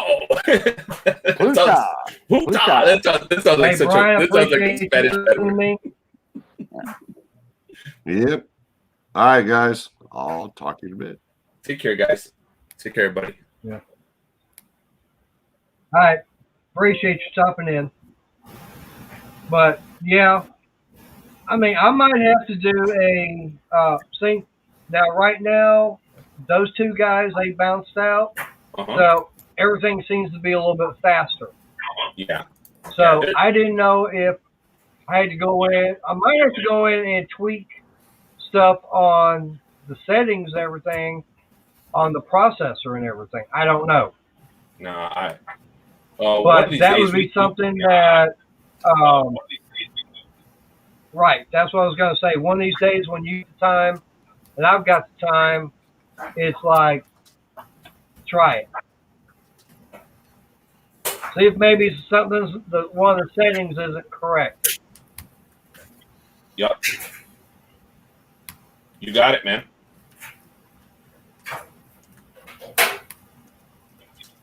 Yeah. All right. Well, it's already 10:37 my time. I've already gone about 30 minutes longer than what I needed to. Because, like I said, I gotta make sure I'm at work early because I'll play this. When I got to work today, I found they didn't do stuff that they were supposed to have done since I wasn't there. I mean, Mondays and Thursdays, you know, I get on the forklift, I get all the trash taken care of out to the dumpster outside. That wasn't done. Oh, I probably got at least 2 trips I got to take in the morning on the forklift for all that. All right, my brother, I appreciate you. I just want to jump on and talk computers for a second. I hope I didn't bore everybody. LNR Rise, you got a great channel, man. I'm enjoying your videos, brother. I appreciate that. That's some good stuff you got going on there, guys. If you guys want to check out some go-karts and some cool stuff, it's my dream as a kid. I wish I could go back and be a kid again and ask LNR Ken here to be my dad and give me a go-kart. So, all right, guys, I may go visit our buddy Pluto. If I don't, take care, everybody. It's Ed, the old tech guy, signing off. Have a good night. Take care, guys. I appreciate it, Ed. All right, Ken. Well, hey, I appreciate you being on here, and yeah, you know, I've been watching your videos and everything. It's like, wow, I like that. I appreciate it. I guess Ed's not leaving yet. There he goes. Yeah. I enjoy the live feeds. I enjoy watching them because you never know what you're going to get. With the video, you know, I'm going to get 16 minutes and 34 seconds or something. So I watch as many as I can when I'm busy. What I'll do, like I'm doing for Fat Buddy Cat right now, I pulled up all of his videos and I hit play all just to help get him with some watch hours and stuff like that. Then I'll go back and catch bits and pieces of certain videos, leave some comments, do the thumbs up and stuff like that to help them out. And then when I get actual downtime, I sit and watch people's videos, the whole shebang. Right. I know that's one thing. I know it'd be helpful for me. I know I did it for Brandon to try and get his watch hours up. I had my laptop, and I think it went for about 5 days just playing every single one of his videos. And it's like, okay, well, if I wanted to watch something new, I actually had to get another tab open to watch anything else. Yep. But, I had that, like I said, I had his stuff running for, I think, about 5 days. Okay. But now, we're talking about, uploading stuff and everything. Before I went to Spectrum, I had, AT&T. And did a short, I think I did about a 5-minute video, okay, on my phone. And I'm trying to upload it through the Wi-Fi. It would take over an hour to get it up, okay? By the time it was starting and ended, it could be up to an hour and a half to 2 hours to upload and process that little 5-minute video, okay? I do it now on my phone, and I'm on the Wi-Fi through Spectrum. 2-3 minutes, it's done. And see, we had, I want to say, I forget the name of the company. It's got a green logo to it. We had them, and they were horrible. I mean, the internet would go out when the kids were doing online schooling this past year and stuff. But it was the only company that would come to this neighborhood where we're at. And then Spectrum finally came in, so we upgraded to Spectrum. And I told him, I said, look, with 3 of us in the house doing the online streaming, both the boys play the games and stuff with their gaming computers. We need top quality, I don't care how much it is, internet. So that's what we ended up getting. And it would take me 2 or 3 days on the old internet to upload a 10-15 minute video. So what I would do is I would edit them on the computer and then save them to my phone and then turn the Wi-Fi off and upload it directly from my phone, and it would take about an hour. But that was the old internet. Like I said, with me, right, because I mean, I've got that test. There's a speed test and everything. I can't remember which one it is.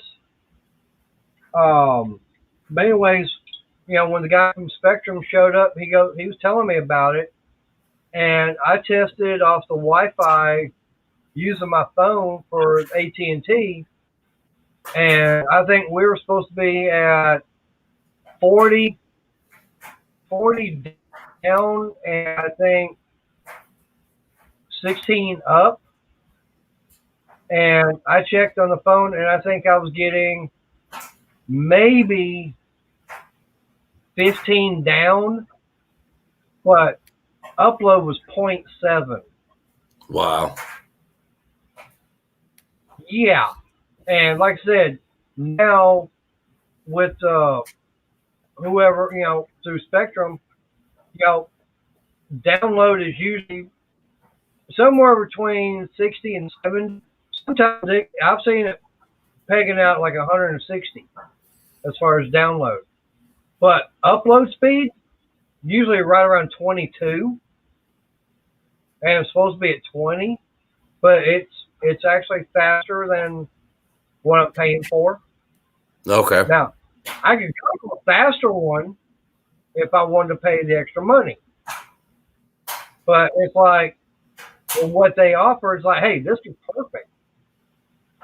But that's the main reason why I'm looking at getting a different computer that's newer, faster. So, I mean, it may be the fact that I can still use a laptop and just have to do some tweaking on the settings inside for the processor.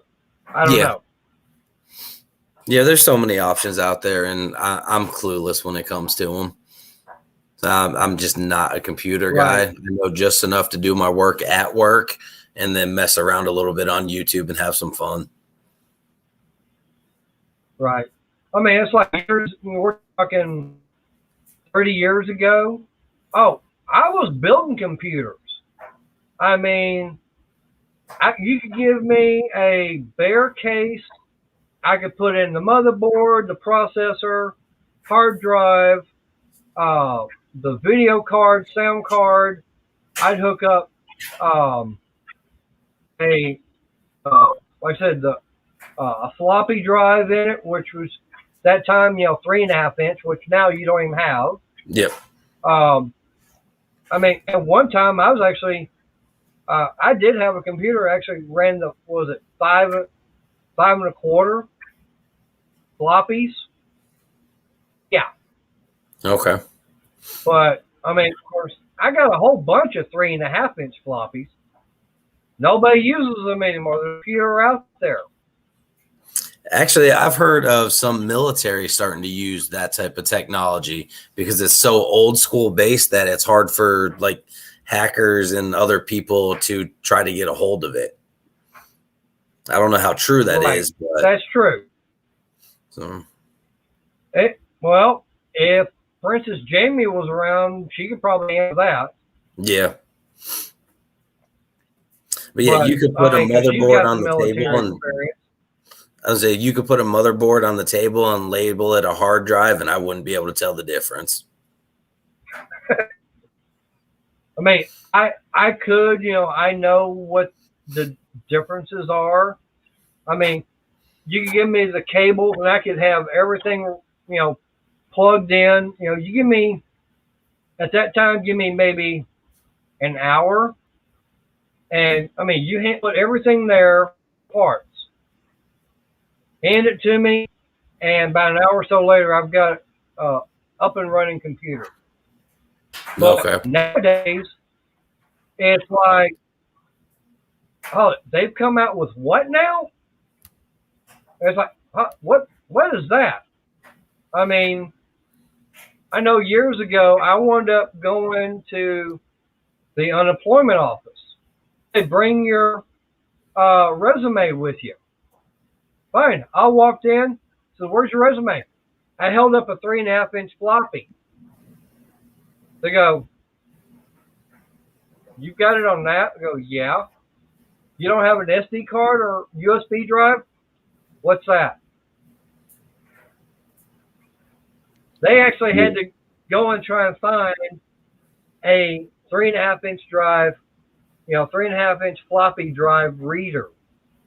Hook it up to the computer. That way my resume could get uploaded. Okay.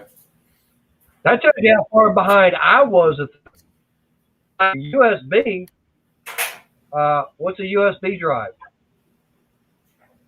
It's like, a flash drive. Go, what's that? Yeah. I mean, I hear, I keep hearing people go, well, hashtag it. Or go, hashtag? What the hell is a hashtag? Look at it, they go, this. I go, oh, you mean the pound sign? But the tic-tac-toe? Yep. No, it's a hashtag. No, it's tic-tac-toe.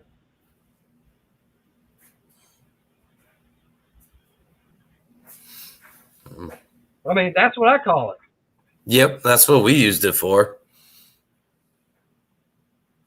Yeah. You start putting the X's and O's in it. But, yeah, I mean, like I said, that's what, but nowadays is like, I'm reading about, hard drives. I mean, I go back when it was Windows 3.0.